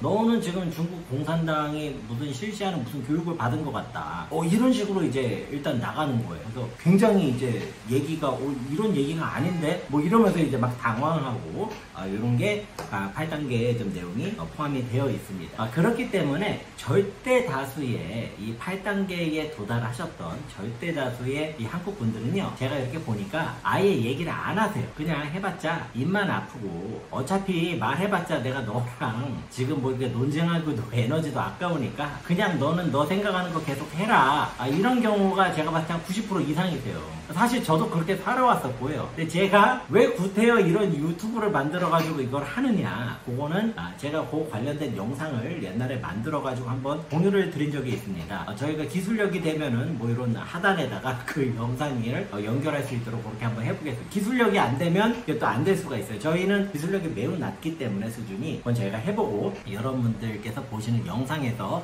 저희 기술력이 아마 확인이 될 겁니다. 제가 보면은요, 지금 한국에 굉장히 뛰어난 중국 전문가분들이 많이 계세요. 그리고 이런 분들이 뭐 미국이나 유럽이나 이런 곳에 계시는 중국 전문가분들보다 제가 봤을 때 훨씬 더 실력들이 좋으세요. 심지어는 이런 분들이 한국 국민들이 이해하기 쉽도록 설명을 굉장히 공을 들여서 열심히 하세요. 그런데 놀라운 사실은 많은 분들이 이분들의 얘기를 아예 안 듣습니다. 참 놀라운 일이죠. 제가 그런 거 보면 참 안타까운데요. 여하튼 요 8단계에 관련된 내용을 얘기를 하다가 조금 옆으로 샜습니다. 8단계란 요런 단계다. 좀 참고를 해주셨으면 합니다. 자, 이제 9단계. 9단계로 한번 와보겠습니다. 9면은 숫자가 그래도 꽤 높습니다. 1부터 9까지 온 거니까요. 자, 9단계는 중국 사회에서 나만의 경험을 쌓아가면서 성공 경험이 점점 늘어나는 단계입니다. 여기서는 이 성공 경험이라는 게 굉장히 중요합니다. 사실 이제 7단계하고 8단계는 약간 붙어있는 단계라고 한다면 9단계는 살짝 떨어져 있습니다. 제가 봤을 때는 좀 그렇고요. 7, 8단계에 계신 분들 중에 9단계로 가지 못하는 분들이 저는 굉장히 많으시다고 봐요. 그 이유는요, 결정적인 차이가 본인이 이해하고 있는 중국이라는 어떤 이 이해와 이 정보와 이 인맥관계를 기반으로 해서 어떤 유의미한 결과를 중국에서 만들어냈느냐, 비즈니스맨이라면 중국에서 유의미한 비즈니스 결과를 이끌어냈느냐. 예를 들어서 무슨 뭐 교육 관련 종사자다 그러면 중국에서 교육 분야에서 뭔가 유의미한 결과를 이끌어냈느냐, 그리고 그것을 객관적으로 봤을 때 성공적 이라고 할 수 있느냐, 이런 체험을 가지고 계시는 분들이 계세요. 한국 분들 중에. 제가 굉장히 조금 듣기에 조금 이제 거북했던 얘기 중에 하나가 한국 사람 중에 중국에 와서 성공한 사람이 한 명도 없다. 중국은 아주 뭐 문제가 많다. 그렇지 않습니다. 한국 사람 중에 중국에 와서 오히려 중국 사람이 한 것보다도 더 놀라운 성과를 가져왔던 분들이 많이 계세요. 근데 그분들이 말씀을 안 하셔서 그럽니다. 그분들이 얘기하는 게 굉장히 부담을 갖고 계세요. 지금 여러분 제가 이런 거 채널 찍고 이러니까 저 녀석 또 나왔구나 뭐 이렇게 생각하실 수 있는데, 저도 사실 굉장히 용기를 내서 하고 있는 거예요. 뭐 제가 그렇게 뭐 대단하다는 말씀을 드리는 건 절대 아닙니다. 다양한 댓글이 또 예상이 되기 때문에 말을 조심해서 하겠습니다. 자, 9단계까지 경험을 해보신 분들은요, 제가 이렇게 만나뵈면은 공통적으로 말씀을 하시는 게 몇 가지가 있습니다. 그 중에서 제가 한 가지를 공유를 드리자면요, 어느 정도 비슷한 수준의 성과를 만들어내는데 중국이 다른 곳보다 훨씬 더 유리하다라고 입을 모으, 이게 있습니다. 이분들은 중국에 대한 굉장히 신뢰가 있으세요. 여기서 뭘 하면은 되는구나 라는 것들이 굉장히 강하세요. 왜냐하면 본인이 그거를 만들어 보셨기 때문에 그래요. 한편 본인께서 이런 유의미한 결과를 만들어내지 못한 분들은요, 중국은 아예 안 된다라는 식으로 말씀을 하시는 거를 참 많이 봤습니다. 근데 요거는 이제 깊이 얘기하면은 자칫 기분이 나쁘시거나 인신공격으로 비춰질 수도 있기 때문에 제가 그냥 요거는 여기까지만 말씀을 드리겠습니다. 제가 이렇게 보면은요, 중국 사회는 중국 사회에서 이렇게 좀 요구가 되는 몇 가지 사회 공식들이 있어요. 뭐 매너라고 할 수도 있고요, 뭐 언어 생활이라고 할 수도 있고요, 뭐 다양한 그런 것들이 있습니다. 그런 것들이 적절하게 조합을 이루어주면은요, 굉장히 놀라운 결과들을 가져올 수가 있거든요. 그런데 또 불구하고 한국에서는 그런 것들을 이상하게 별로 인정을 안 하는 분위기가 있고요. 이런 분들은 중국에서 좋은 결과가 안 나와요. 그런 분 혹은 그런 조직이요. 특징은 한국에서 가능했던, 한국에서 봤을 때 받아들였던 것을 무조건 중국에서 쓰려고 합니다. 그러다 보니까 성과가 이어지지가 않아요. 제가 대표적인 사례를 3가지 패턴으로 한번 나눠보면은요, 첫 번째로는요, 시간이 조금 더 걸린다는 거를 기다리지를 못하는 경우가 꽤 많습니다. 이게 라면도 일단 물을 끓여야지 되잖아요. 그럼 물이 일단 100도가 돼야지 끓지 않습니까? 근데 물이 지금 60도, 70도까지밖에 안 왔는데 라면을 집어넣어 버리는 거예요. 그러면은 무슨 아무리 좋은 라면도 그때는 안 끓는 거겠죠. 오히려 60도, 70도까지 갔던 그 에너지까지 낭비가 되는 겁니다. 그러니까 이럴 때는 100도까지 될 때까지 조금 기다려줄 수가 있어야 되는데 그 기다리지를 못하는 거죠. 너 3분 내로 라면 다 끓여와. 스낵면 이런 거는 2분에 다 끓여줘요. 근데 내가 뭐 농심 너구리를 끓인다 그러면 3분 안에 끓이기는 어렵죠. 설익게 되죠. 그런 것들은. 자, 두 번째로는요, 중국적인 매너, 중국적인 합리성에 대해서요, 무조건적으로 비합리적인 걸로 치부해버리는 경향이 있습니다. 이거는 제가 이제 어떤 예를 드려야 될지 모르겠는데요. 예를 들어서 한국에서는 이제 김영란법 이런 것들이 있어가지고 예를 들어서 뭐 얼마 이상 선물을 하는 것이 좀 실례거나 아니면은 좀 좋지 않은 행위다 라는 식의 인식이 있는 것 같아요. 제가 느끼기에. 그런데 그 법은 이제 대한민국 법이잖아요. 그러면 중국 사람 입장에서는 그런 법을 모르는 게 정상이잖아요. 뭐 알고 있더라도 자기가 그것까지 신경을 써야 될 필요는 없는 거지 않습니까? 자, 그러면 이제 중국 사람들은 중국 사람들 나름대로 비즈니스 관계에서 선물을 하고 주고받고 하는 것들이 또 있거든요. 그런데 나는 이제 한국에서 이런 그 문화에서 나는 지냈기 때문에 나는 이 이상은 어렵다. 그러니까 이건 한국 스타일인데 최대한 조금 이해를 해달라. 정성으로 이렇게 얘기를 하면은 처음 한두 번 정도는 가능해요, 그게. 근데 그거를 막 계속 그러고 있으면 일단 뭐라 그럴까요? 중국 사람들이 이렇게 싫은 거 바로 내색하지는 않는데요. 그래도 뭐가 중요한 거 있을 때 좀 같이 하기는 불안하다라는 느낌을 받지는 않을까요? 약간 그런 것들이 있는 거죠. 근데 자칫 그런 것들을 이제 얘기를 하면은 한국에서는 그거 너 왜 나쁜 짓을 하냐 이런 식으로 이제 보시는 분도 계시거든요. 그러면은 이제 어려워지죠. 그런 부분들이 이제 좀 충돌을 일으키게 됩니다. 제가 무슨 뭐 나쁜 짓을 해라 이런 뜻이 아니고요. 어느 정도 이제 조금 합리성에 대해서 기준이 조금 다른 부분이 있다. 이런 거. 제가 이렇게 말씀드리면 뭐 중국에서 막 못된 선물을 주고 뭐 이렇게 생각하실 수 있는데 예를 들면 이제 뭐 노래방을 한번 말씀드려요. 노래방 한국 사람들은 막 노래방 가서 술 먹고 막 뭐 그런 거 생각 많이 하시거든요. 근데 중국 분들하고 비즈니스 해보면요, 술을 안 마시고 노래하시는 분들 되게 많으세요. 노래방에서 차 드시고 진짜 노래만 하는 분들도 많으세요. 근데 거기 앞에서 막 소주 막 많이 드시고 가가지고 막 이상하게 뭐 댄스 하시고 이러면 오히려 신뢰가 될 수 있는 거거든요. 그러니까 합리성의 기준이 다르다는 겁니다. 어떤 그런 내용이 전달이 됐기를 바랍니다. 자, 그리고 세 번째는 뭐냐면요, 좀 인간관계적인 부분인데 내가 조금 먼저 줬다가 나중에 더 크게 받는, 그러면 이제 서로 신뢰가 더 쌓이고 그래서 내가 또 나중에 더 크게 또 보답을 하고 이러면서 점점 커지면서 둘이 같이 발전해 나는 거. 이 중국 사람들이 이런 거 참 좋아하거든요. 그런데 우리나라는 그런 거를 잘 기다리지 않는 분들이 참 많으세요. 그리고 이제 자기가 좀 돌려받을 때가 되면 이제 한국으로 가버리고 막 이러니까 이건 뭐지? 뭐 이러면서 나중에 그 회사 새로 이제 후임 오시는 분들도 어차피 저도 좀 이따 가는 거 아니야? 그러면 이제 오히려 이런 식으로 역효과가 생기기도 하고 그런 것들이 조금 많아요. 그러니까 중국은 이제 중국에서 성과를 내기 좋은 상태로 만들어줘야지 이 중국에서도 성과가 나는데 중국에다가 갖다 놓고선 한국에서 성과를 내기 좋은 조건을 강요를 하면서 너도 성과를 내라 그러면 성과가 날 수도 있고 안 날 수도 있는 것이 이런 부분들이 조금 아쉽습니다. 네, 그래서 이제 오늘은 이번에는 한번 1단계에서 9단계까지 여러분들과 한번 같이 알아봤습니다. 다시 말씀드리지만 제 굉장히 주관적인 어떤 관점이고요. 사람에 따라서는 꼭 이렇게 1단계에서 뭐 13단계까지 쭉 오르거나 이런 패턴을 따르지 않을 수도 있습니다. 단지 제가 이때까지 봐왔던 것 중에 가장 보편적이다라는 것들을 가지고 제가 조금 정리를 해보고 있는 겁니다. 만약에 중국에 대해서 전혀 엉뚱한 이해를 하고 계시는 분께서 이런 것들을 보신다면 조금이라도 도움이 되지 않을까 하는 그런 기대를 해봅니다. 시청을 해주셔서 정말 대단히 감사하고요. 계속해서 노력하는 차코페페가 되겠습니다. 감사합니다.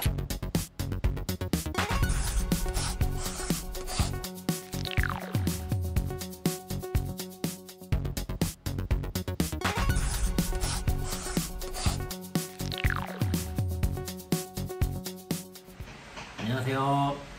중국과 함께 사는 길을 평생 연구하고 있는 한중 다문화 가정의 차코페페입니다. 한국인이 중국을 알아가는 과정을 13개의 단계로 한번 인위적으로 제가 구분을 해봤습니다. 지금 그 내용을 계속해서 여러분들에게 공유드리고 있는데요. 오늘은 13번째 단계 중에 10단계에 대해서 살펴보려고 합니다.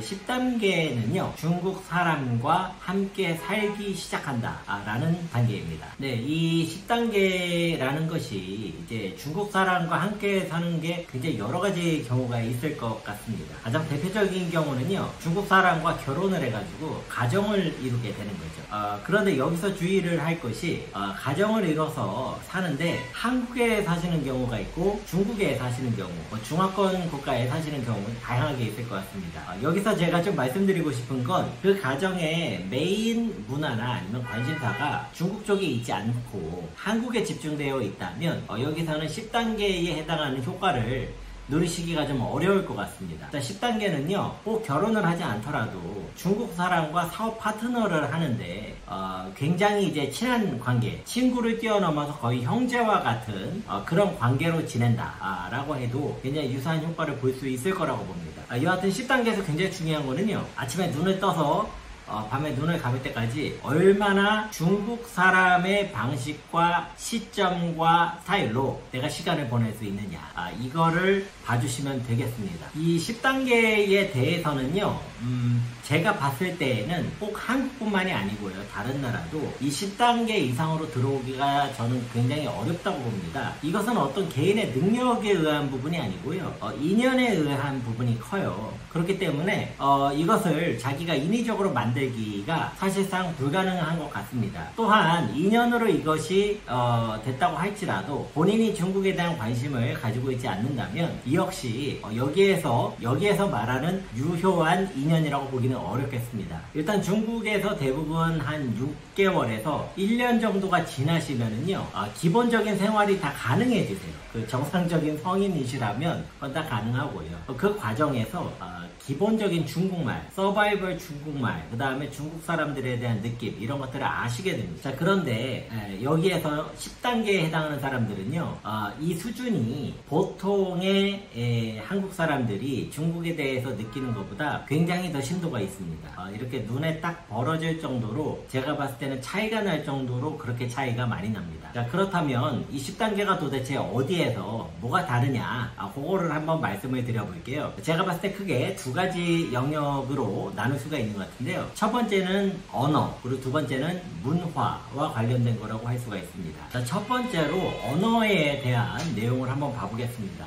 여기에서 얘기하는 언어란 중국어를 의미합니다. 중국에서 이제 방금 말씀드린 것처럼 6개월에서 한 1년 정도가 지나시면은요, 중국어 실력이 어느 정도 올라오시는 게 사실입니다. 뭐 본인이 한국 사람들하고만 지내는 환경이 아니시라면 어느 정도 올라오시는 게 정상입니다. 만약에 그게 안 된다면 본인이 너무 중국 사람들과 접촉을 안 한다는 뜻이겠죠. 자, 그런데 여기서 제가 좀 말씀을 드리고 싶은 게요, 그때 형성되는 중국어 실력이요, 거의 그대로 굳어버립니다. 제가 이제 미국이나 뭐 유럽 쪽에서 유학을 했던 분들하고 얘기를 해도 똑같다고 그러시더라고요. 기본적인 생활이 되고 소통이 되잖아요. 언어가 그 이상으로 올라가지가 않습니다. 필요가 없기 때문이죠. 이런 특성 때문에 어떤 사람들이 이제 내가 중국에서 10년 살았다, 30년 살았다 그러면 와, 대단하다 라고 생각할 수가 있는데요, 놀랍게도 언어 수준은, 그러니까 중국어 수준은요, 초기 1년 정도의 상태가 거의 그대로 유지가 되는 경우들이 의외로 많으십니다. 꼭 그러신 건 아니고요.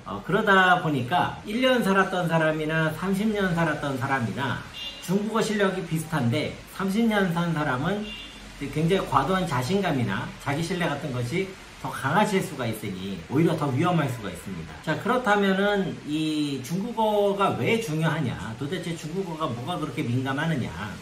제가 아시는 분 중에 어떤 분이 이제 대기업의 주재원으로 나오셨는데, 나오시기 전에 회사에서 이제 너는 중국말을 못하니까 뭐 안 된다 이런 식으로 했는데, 본인이 이제 나와가지고 보니까 중국말 조금 배워가지고 하니까 다 되더라. 그러니까 중국어가 안 돼서 뭐 못 보낸다 이런 거는 자기가 봤을 땐 말이 안 된다. 그분의 시각으로 봤을 땐 그게 맞을 수가 있습니다. 왜냐하면 사용하는 중국어가 그렇게 어렵지가 않기 때문이거든요. 그리고 사용하시는 환경이나 업무적으로 요구가 되는 중국어가 그렇게 높지가 않습니다. 그런데 제가 여기서 10단계부터 말씀드리는 중국어는요, 굉장히 뭐랄까 좀 날카롭고 민감한 그 표현의 어감의 차이를 느끼실 정도를 의미를 합니다. 자, 우리가 고속주행을 많이 하는 스포츠카들에 보면은요, 차 뒤에 날개 같은 것도 붙어 있고, 차 그 앞에 그 헤드라이트 밑에 바람이 통하게 하는 그 에어로다이나믹 설계가 되어 있는데요. 그게 왜 그러냐면 차가 굉장히 빠른 속도로 가다 보면 바람이 어떻게 이 차를 지나가느냐에 따라서 차의 전체적인 주행에 큰 영향을 주기 때문에 그러거든요. 굉장히 바람이라는 작은 요인 같은데 그것이 그렇게 고속주행을 할 때에는 큰 요인이 되더라는 겁니다. 마찬가지로 10단계 이상의 단계에서 중국 사람들 그리고 중국 사회에서 중국어를 하면서 살아가시는 분들한테는요, 작은 중국어 표현 하나가 굉장히 민감하고 예민하게 다가옵니다. 자, 그런데요, 이런 표현들은 한국에서 아직 그렇게 대중적으로 가르쳐 주기가 쉽지가 않고요, 더불어서 본인도 딱히 배울 수 있는 기회가 그렇게 많지가 않습니다. 제가 아는 바에 따르면 자기가 가진 인연에 자기의 노력이 더해지지 않으면 그렇게까지 올라가는 것은 쉽지 않은 것으로 보입니다. 자, 이러한 배경을 알고 계신 상황에서 이제 어떤 사람이 9단계 정도의 수준을 가졌던 한국 사람이 중국 사람과 아예 같이 생활을 하게 된다. 그러면 어떤 일이 생기냐면요, 본인이 가지고 있던 중국어가 처음부터 전부 다 새롭게 세팅되는 경험을 하게 됩니다. 그러니까 자기가 기존에 알고 있었던 중국어에 대한 이해, 어떤 개념들에 대한 어떤 포지셔닝이 이것이 충분하지 않았구나, 이게 새롭게 발생을 한다는 것이죠. 그런 내용들을 한번 제가 몇 가지 예시를 통해서 여러분들과 공유해 보겠습니다. 자, 중국말에 그 바이라는 게 있어요. 흰 백자입니다. 바이. 그래서 보통 이제 한국에서 처음 중국어를 배우면은요, 이 바이라는 말이 들어가면은 이게 이제 괜히, 헛되이 이런 뜻으로 이제 많이 쓰입니다. 예를 들어서 안 가도 되는데 한번 갔다 왔다. 야, 我白去了一趟. 이런 식으로 얘기를 하는 거예요. 안 가도 되는데 괜히 갔다는 거죠. 그러니까 이 바이라는 말이 이런 뜻으로 많이 쓰이는데, 제 예를 들어서 이런 말이 있다는 거예요. 화장품을 받았는데 이 사람이 我白收了化妆品야, 이렇게 얘기를 한번 했다고 해볼게요. 그러면 화장품을 안 받아도 되는데 억지로 받았다는 건가? 괜히 받았다는 건가? 이런 식으로 해석을 하면서 이제 착각이 발생할 수가 있거든요. 근데 이것은 이 바이라는 글자가 가지고 있는 또 다른 뜻이 있습니다. 자, 이 뜻은 뭐냐면요, 공짜로라는 뜻이 있어요. 没有附加的,无代价的 이런 뜻이 있어요. 이 바이라는 말에. 그러니까 이 바이라는 글자 하나가 원래는 약간 그 조금 민짜다 이런 느낌을 가지고 있거든요. 그런데 여기서 헛되이라는 뜻도 나간 거고 공짜라는 뜻으로도 나간 겁니다. 이 두 가지 뜻이 전부 다 하나에서 비롯된 거죠. 인션됐다고 그러거든요, 이거를. 그런 의미가 있는 거예요. 근데 이런 표현이 한국 사람들이 일반적으로 중국 사람하고 있을 때 배우기가 쉽지가 않은 것 같습니다. 이거는 굉장히 생활이 이렇게 밀접한 상황에서 나오는 그런 표현인 것 같아요. 또 하나를 제가 말씀을 드려볼게요. 이제 그 중국말로 미디라는 말이 있습니다. 미가 뭐냐면은 수수께끼, 이런 뜻이거든요. 근데 디는 뭐냐면 이게 바닥이란 뜻이에요. 냄비바닥 할 때 이런 바닥. 그럼 수수께끼 바닥이 도대체 뭐냐? 자, 예를 들어서 우리가 이 수수께끼의 정답은 뭐다 이런 식으로 얘기하잖아요. 그러면 이런 사고를 하시는 분들은 중국말을 할 때 미위다, 다안이라고 얘기를 하세요. 이 수수께끼의 답이란 뜻이에요. 그런데 중국 사람들은 그렇게 말을 잘 안 하고 바로 그 미디라고 얘기를 합니다. 이 사람들은 사고방식이 어떻게 되냐면, 수수께끼가 처음에 이 수수께끼를 듣고 계속해서 생각을 해서 이 수수께끼의 맨 밑바닥까지 와서 결국 그 밑바닥에 기다리고 있던 그 수수께끼의 답에 도달한다, 이런 생각을 하는 거예요. 자, 그러다 보니까 이 수수께끼의 문제에 해당하는 게 있겠죠. 그러면 이거는 이런 사고방식으로 보면은 이 수수께끼의 뚜껑 아니겠습니까? 그러니까 그거는 미엔이라고 합니다. 이게 수수께끼 그 내용이 되는 거예요, 제목.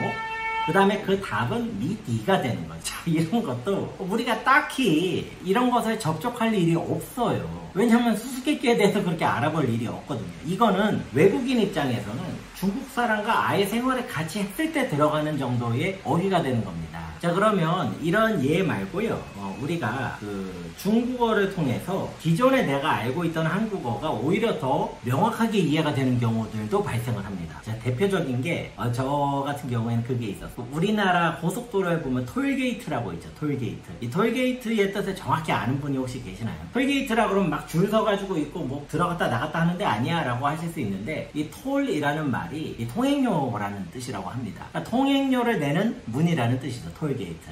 그런데 이거를 이제 우리는 그대로 영어를 갖다 그대로 쓰고 있잖아요. 중국말로는 쇼페이장이라고, 아주 돈을 받는 어떤 그 정거장이다. 아주 그 의미가 딱 맞죠. 또 제가 한번 감탄을 했던 게 이제 인터체인지라는 말 아세요? 한국말에 고속도로 가다 보면 인터체인지인데 이것도 영어를 그대로 쓰거든요. 중국말로는 리지아오라고 합니다. 지아오가 뭐냐면요, 교차된 거예요. 교차가 됐는데 어떻게 교차가 됐냐? 입체적으로 교차가 됐다는 뜻이에요. 이거 정말 기가 막힌 말 아닙니까? 우리가 인터체인지라고 하면은 영어권 사람들이 아니기 때문에 바로 와닿지가 않는데, 교차가 입체적으로 되기 때문에 여기서 한번 이렇게 돌아서 올라가면서 교차가 되겠구나 라는 게 머리에 상상이 되시죠. 우리가 이제 면접할 때 제곱을 리팡이라고 그러잖아요. 그런 것처럼 입체적으로 돼 있다는 뜻이죠. 자, 다음으로는요, 한국어에는 없던 개념인데 중국어를 통해서 이런 개념이 있구나 라고 와닿는 경우가 있어요. 이것도 이제 제가 참 부끄럽지만 얼마 전에 배운 단어인데요. 여러분, 그 노을이라는 뜻의 그 시아라는 단어가 있어요. 옛날에 그 여자 배우 중에 린칭시아라는 사람이 그 시아를 썼거든요. 이게 참 예쁜 이름이죠. 노을 하자. 근데 한국어로는 모르겠어요. 제가 한국 사람인데 제가 한국말을 모를 수도 있지만, 노을이라고 그러면은 저녁에 해가 질 때 생기는 굉장히 아름다운 그 장면 아니겠습니까? 그런데 저희 애가 그런 얘기를 하더라고요. 완샤라고 하는 거예요, 그거를. 그래, 완샤다, 맞다, 노을이다, 예쁘다. 저희 애 취미가 완샤가 오면 애가 걷다 그걸 한번 봐요. 너무 아름답다고 감탄하더라고요. 참 그런 삶의 여유도 저는 참 좋은 것 같은데, 근데 또 저한테 얘기하는 게, 아빠 완샤 말고 짜오샤도 있다. 짜오는 뭡니까? 아침이거든요. 아침 노을? 한국말에서 아침 노을이라는 말을 많이 쓰는가요? 아침에 동쪽에 해가 뜰 때, 그때 이제 불그스름하게 생기는 그거는 짜오샤라고 그러고, 저녁에 서쪽에 생기는 거는 완샤라고 하는 거예요. 그러니까 중국 사람들 개념에서는 이 샤라는 말이 그런 컨셉인데, 이게 아침에 동쪽이냐 저녁에 서쪽이냐 이거에 따라 달라지는 개념인 거죠. 그러니까 이런 것도 배우다 보면은 이게 개념들이 굉장히 세분화되고 정확하게 됩니다. 그리고 언어 표현에 있어서도 이럴 때는 이런 표현이 맞고 이런 표현이 틀리고, 근데 그런 내용들을 중국 사람과 같이 살지 않는 이상 그렇게 필요로 하지를 않습니다. 아주 본인이 그쪽 분야에서 해당 분야에서 그 언어를 쓰는 경우가 아니라면. 하지만 이제 중국 사람하고 같이 사는 사람들이 이거를 전체적으로 종합적으로 다 다루게 되거든요. 그러다 보니까 이 언어 능력에서 오는 이 중국의 정보를 습득하는 정확도하고 속도가 굉장히 차이가 많이 나게 되죠. 이게 10단계의 특징 중에 하나입니다. 언어적인 부분이고요. 그 다음으로 제가 이제 문화 관련된 걸 한번 말씀을 드려볼게요. 중국 사람들과 같이 살다 보면은요, 기존에는 알지 못하거나 무심코 넘어갔거나 혹은 저건 좀 비합리적이다 라고 느꼈던 것들이 굉장히 자세하고 명확하고 구체적으로 나오고 이제 그런 체험을 하게 되거든요. 자, 예를 들어서 중국 문화 중에 리차이라는 게 있어요. 리차이. 표면적으로 아시는 분들은 어떻게 아시나요? 이게 중국 사람이 결혼하기 전에 남자가 준비하는 거다. 근데 이거를 중국 사람하고 같이 사는 사람 입장에서는 이게 어떻게 다가오냐면, 그 안에 아들 키우는 그 부모의 그 서러움은 아니고 그 부담이라고 할까요? 그다음에 그 아들 자식의 어떤 그 미안함, 그 다음에 이제 그 결혼하려는 그 여자 집에서의 어떤 입장들, 이런 것들이 종합적으로 떠오를 겁니다. 자, 예전에 제가 알던 분 중에 나이가 좀 많은 분이신데 장사하셔서 돈을 많이 번 분이셨어요.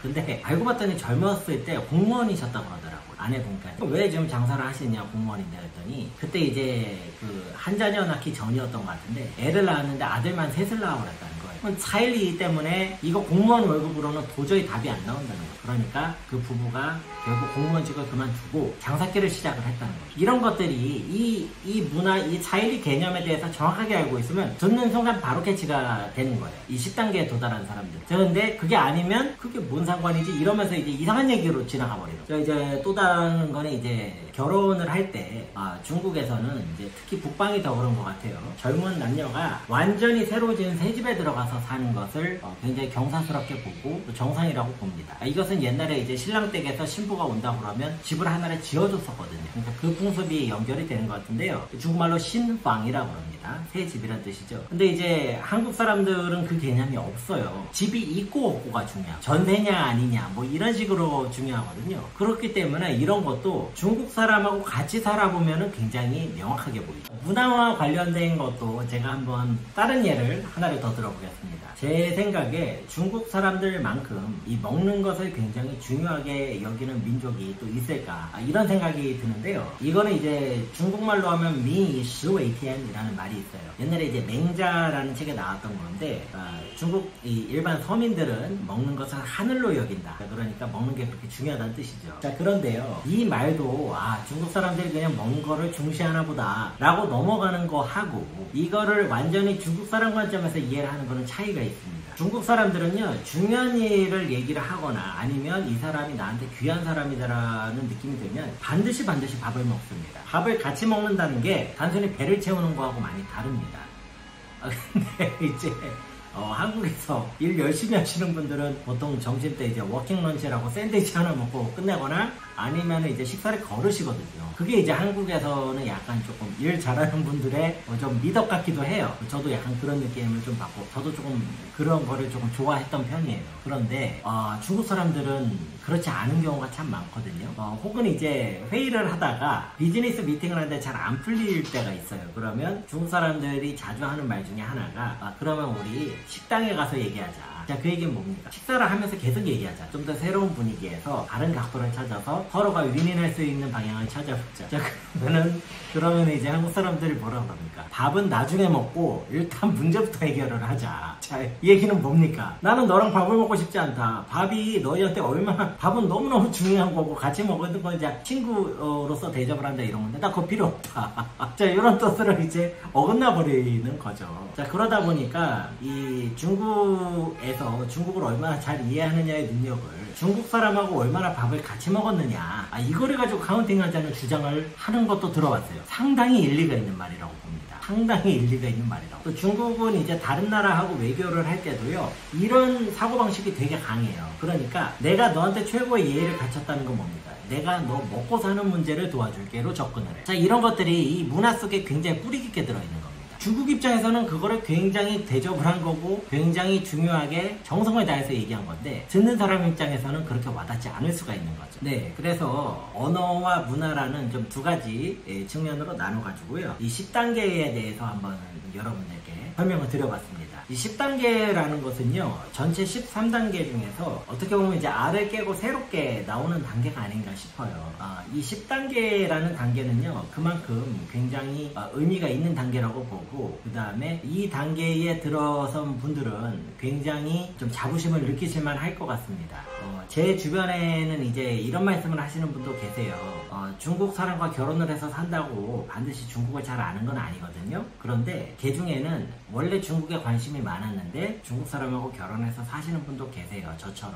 그러면 이 관심의 정도가 생활 속으로 다 들어가는 겁니다. 그러면 나중에 이제 이런 분들하고 얘기를 하면은요, 얘기가 굉장히 쉽게 빨리빨리 진행되는 거를 제가 느낍니다. 참 이제 이런 게 절대로 오해를 안 하셨으면 좀 좋은 게, 지가 나와서 지 잘난 척 하고 있다 이런 식으로 절대로 보시면 안 되는 거고, 제 의도는 절대 그런 게 아니고, 이것이 이런 단계가 있더라, 그 다음에 이거 해보니까 또 이런 것들이 보이더라, 이런 취지로 이해를 해주셨으면 좋겠고요. 저도 뭐 이제 긴장 안 하고 막 살다 보면은 막 1단계로도 추락하고 그럽니다. 그러니까 이런 부분들에 대해서 일단은 조금 더 많이 경험하고 많이 봤던 사람들이 있는 거고, 그 사람들이 하는 말이 사실이라면 좀 들어야겠구나, 이렇게 좀 받으셨으면 합니다.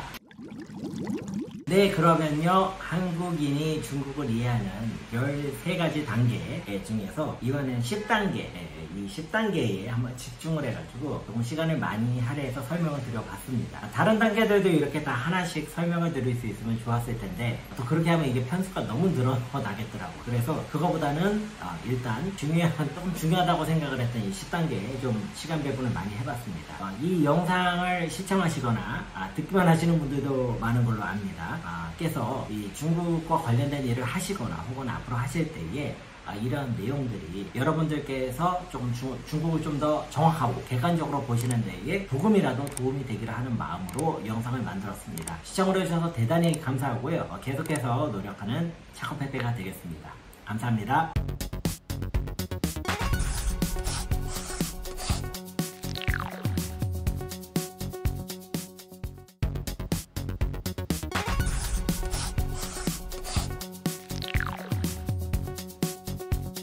안녕하세요. 중국과 함께 사는 길을 평생 연구하는 한중 다문화 가정의 자쿠페페입니다. 한국인이 중국을 알아가는 과정 13단계에 대해서 드디어 이제 대망의 11, 12, 13단계에 대해서 공유를 드리는 시간을 갖겠습니다. 누차 강조드리지만 제 개인적인 지극히 주관적인 관점이기 때문에 그냥 참고만 하시면 되겠습니다. 이것을 어떤 객관적인 근거로 삼으시는 것은 아직은 좀 위험합니다.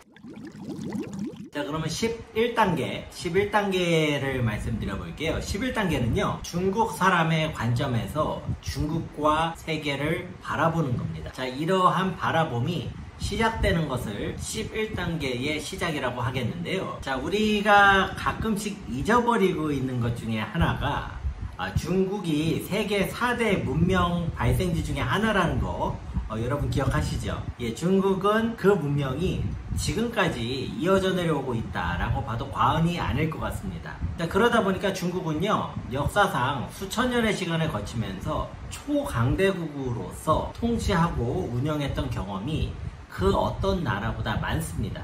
그리고 그러한 것들이 다 역사적으로 내려져 나오는 나라이기도 합니다. 아주 특이한 거죠. 자, 그러면 제가 한번 예를 들어 볼게요. 예를 들어서 제 주변에 집안도 너무 좋고 능력도 굉장히 뛰어난 친구가 한 명 있다고 하겠습니다. 근데 이 친구가 어쩌다 보니까 고등학교 때 3년 내내 저랑 같은 반이 된 거예요.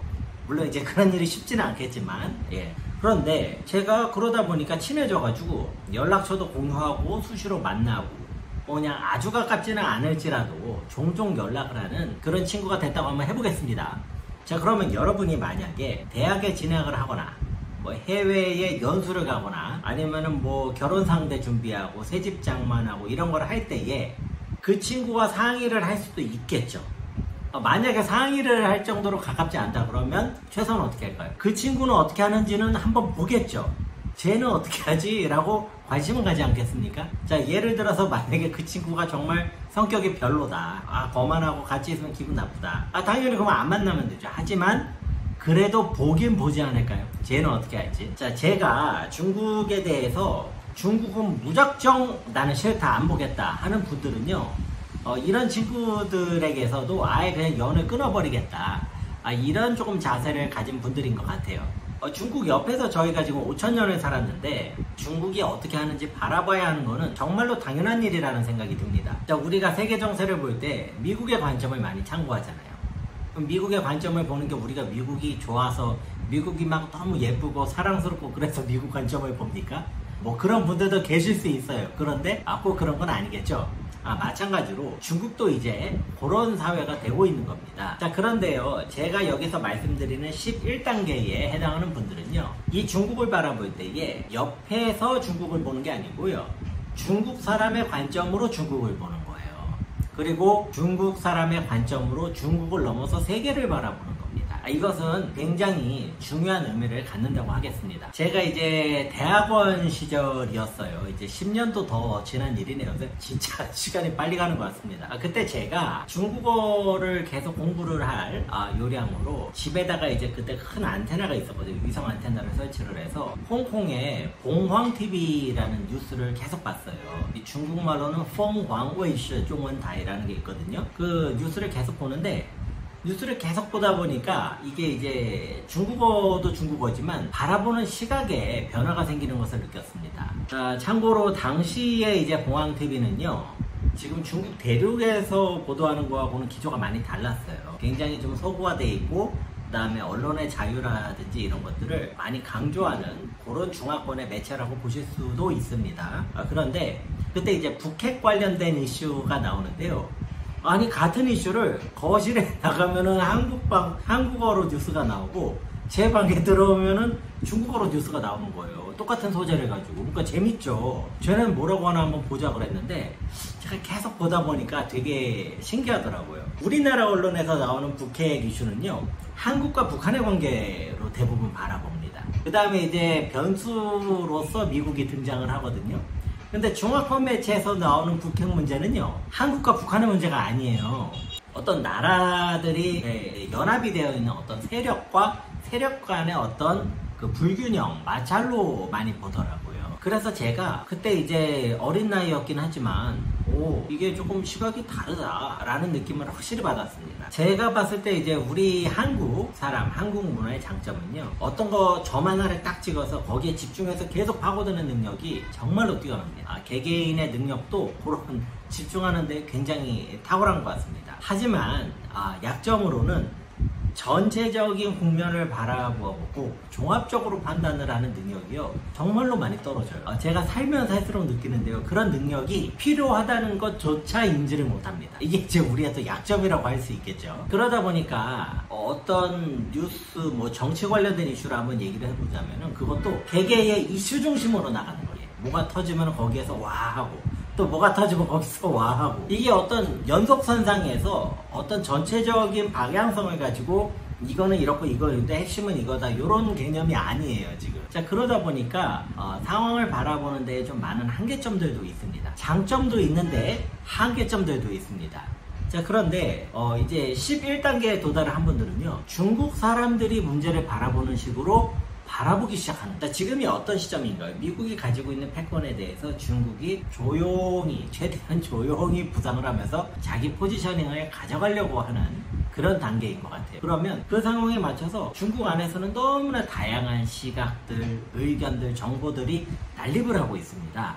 자, 그러다 보니까 중국에서 정작 얘기를 하는 것은요, 굉장히 다양해요. 아프리카 얘기, 중동 얘기, EU하고 어떻게 해야 된다, 동유럽을 어떻게 활용을 하자, 중앙아시아는 어떻게 하자, 굉장히 전 세계적으로 다양한 이야기가 진행이 되더라고요. 근데 한국에서는 중국 얘기를 하면 중국하고 미국의 구도로 이제 딱 한정을 지어버리니까 그 내용 안에서만 얘기가 또 진행이 되는 것 같아요. 여하튼 간에 이 중국적인 시각으로 어떤 중국과 세상을 바라볼 수 있다는 것은요, 저희가 원래 한국적인 시각을 잃어버린다는 뜻이 아니에요. 한국적인 시각도 가지고 있고 거기다가 추가로 중국적인 시각이 더해진다는 겁니다. 그러면 이제 시각이 더 넓어지는 것이죠. 이게 이제 11단계에 있는 분들의 특징입니다. 그래서 이분들은 굉장히 이제 지적으로 어떤 희열이랄까요, 속도와 정보 소스가 너무 많아지는 거예요. 그러다 보니까 이제 하고 싶은 얘기도 많아지고, 자기가 봤을 때 이런 건 너 아직 모르는구나 하고서 얘기할 수 있는 어떤 자신감들도 많이 생기는, 그런 게 이제 11단계의 특징이 아닌가 하는 생각을 해봤습니다. 네, 그러면은 이어서 12단계로 넘어가 보겠습니다. 12단계는요, 중국이라는 곳이 대단히 복잡하고 이해하기 어려운 사회임을 깨닫고 절망을 하는 그런 단계입니다. 절망을 하는 단계라는 게 정말로 중요합니다. 이 절망을 통해서 근현대 중국 지식인들이 얼마나 고뇌와 절망을 느꼈을지를 직간접적으로 체험을 할 수도 있는 것 같습니다. 제가 이렇게 중국 관련된 중국 사람들이 쓴 책들도 되게 재밌는 게 많거든요. 그런데 인문학 서적 중에서는요, 인문학에서 어느 정도 이제 명성이 있는 대가들이 어느 정도 단계에 이르르면은 이런 책들을 많이 쓰세요. 어떤 책을 쓰시냐면, 나는 중국을 이렇게 본다, 나는 중국 사람을 이렇게 본다, 이런 책들을 쓰는 걸 좋아해요. 왜냐면 이 중국 사회 자체가 너무 복잡해가지고 이 대가들이 나는 중국을 이렇게 정의할 수 있다는 것 자체만으로도 정말로 대단한 거거든요. 그러니까 그런 것들에 대해서 사람들이 관심을 갖게 되는 거죠. 이렇게 복잡합니다. 자, 그런데 그런 책들을 이제 나와서 읽어보잖아요. 그러면 굉장히 합리적이고 이렇게 조금 말이 잘 돼요. 읽어보면은. 그런데 그러면서도 약간 자기 자랑하는 듯한 느낌도 느껴지고, 그건 어쩔 수 없겠죠. 그런데 읽다 보면은 동의하기 어려운 내용들도 꽤 많이 있습니다. 근데 이제 그게 저만의 느낌이 아니라 제 주변 사람들도 대부분 가지고 있어요. 근데 그거 하나를 콕 집어가지고 이러니까 넌 아니야, 이런 사람은 한 명도 없습니다. 좀 한국은 그런 게 조금 있어요, 제가 보니까. 왜 그러냐면은요, 아무리 대가라고 해도 중국 사회가 어떻다는 거를 말하는 것은 불가능합니다. 그렇기 때문에 그 사람들이 쓴 책들도 안 맞아요. 그러면은 그거를 왜 쓰고 왜 읽으냐? 참고하는 겁니다. 저 사람은 저렇게 봤구나. 어차피 내가 평생 동안 해도 다 경험을 못 하잖아요. 그러니까 다른 사람의 경험을 간접적으로 배우는데 책만큼 좋은 게 없고, 강의 같은 것도 들어보고 그런 게 있습니다. 제가 이제 유튜브를 이제 보다가 서울대학교 국제대학원의 국제학과 교수로 계시는 박태균 교수님의 강의를 하나 본 적이 있어요. 제목이 박정희는 누구인가 우리 예전에 그 전 대통령이시죠. 근데 이제 이분이 이런 말씀을 하세요. 박정희라는 인물에 대해서 한마디로 정의를 하려다 보니까 계속해서 오류가 발생하더라는 거예요. 왜냐하면 박정희라는 인물 자체도 계속해서 변화했던 인물이고요. 그 다음에 현실적인 벽 앞에서 그가 가지고 있던 어떤 이상과 어떤 계획들도 계속해서 수정을 할 수밖에 없었다. 자, 그렇기 때문에 박정희를 보기 위해서는, 제대로 보기 위해서는 다양한 각도에서 그를 바라보는 방법밖에 없다 라고 얘기를 합니다. 굉장히 저는 이제 그 말에 신뢰가 갔고요. 이것은 박정희라는 인물에 대해서 정말로 오랫동안 연구를 하지 않으면 나올 수 없는 얘기겠구나 라는 생각도 들었습니다. 자, 여러분, 한 개인에 대해서 바라보는 것도 이렇게 한 가지 시각으로 정의하는 게 어려운데, 중국 사회는 오죽하겠습니까? 당연히 종합적인 관점, 다양한 관점, 때로는 서로 반대되는 관점이 공존을 할 수밖에 없습니다. 이 중국 사회는요, 알면 알수록 변수가 너무 많고 사람도 너무 많고 다음에 수많은 힘과 힘이 부딪히고 제대로 바라본다는 것이 너무나 어렵습니다. 그 다음에 우리 생각에는 중국 정부나 뭐 당에서 추진하는 대로 그대로 될 것 같죠? 일사불란하게. 꼭 그렇지도 않습니다. 거기에서도 여러 가지 어려움들이 많이 보이고요. 종종 목격합니다. 이렇게 중국이라는 사회가 너무나 복잡하기 때문에 이것을 12단계에 도달한 분들은요, 이때까지 이제 자기가 여러 가지 경험을 하면서 이제 내가 많이 알았단 말이다가 12단계에서 여기를 깨닫는 순간 와르르 무너져 버리는 거예요. 그 자기의 자신감이 클수록 절망감도 크지 않을까, 이런 생각이 듭니다.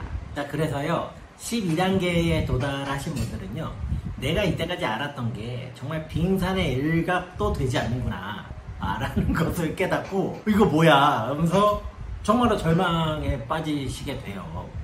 근데 이 단계는 너무너무 소중한 단계라는 생각이 듭니다. 어떻게 보면 이제 정신 번쩍 차리게 되는 그런 단계이고요. 물론 이 단계 자체가 가능한 것은 이분께서 중국에 대해서 관심을 갖고 내가 제대로 이해하고 싶기 때문에 그러시는 거예요. 그런 어떤 자세와 의지조차 없다면 여기까지 절대 오실 일도 없고, 때문에 절망이나 실망을 하실 일도 없겠죠.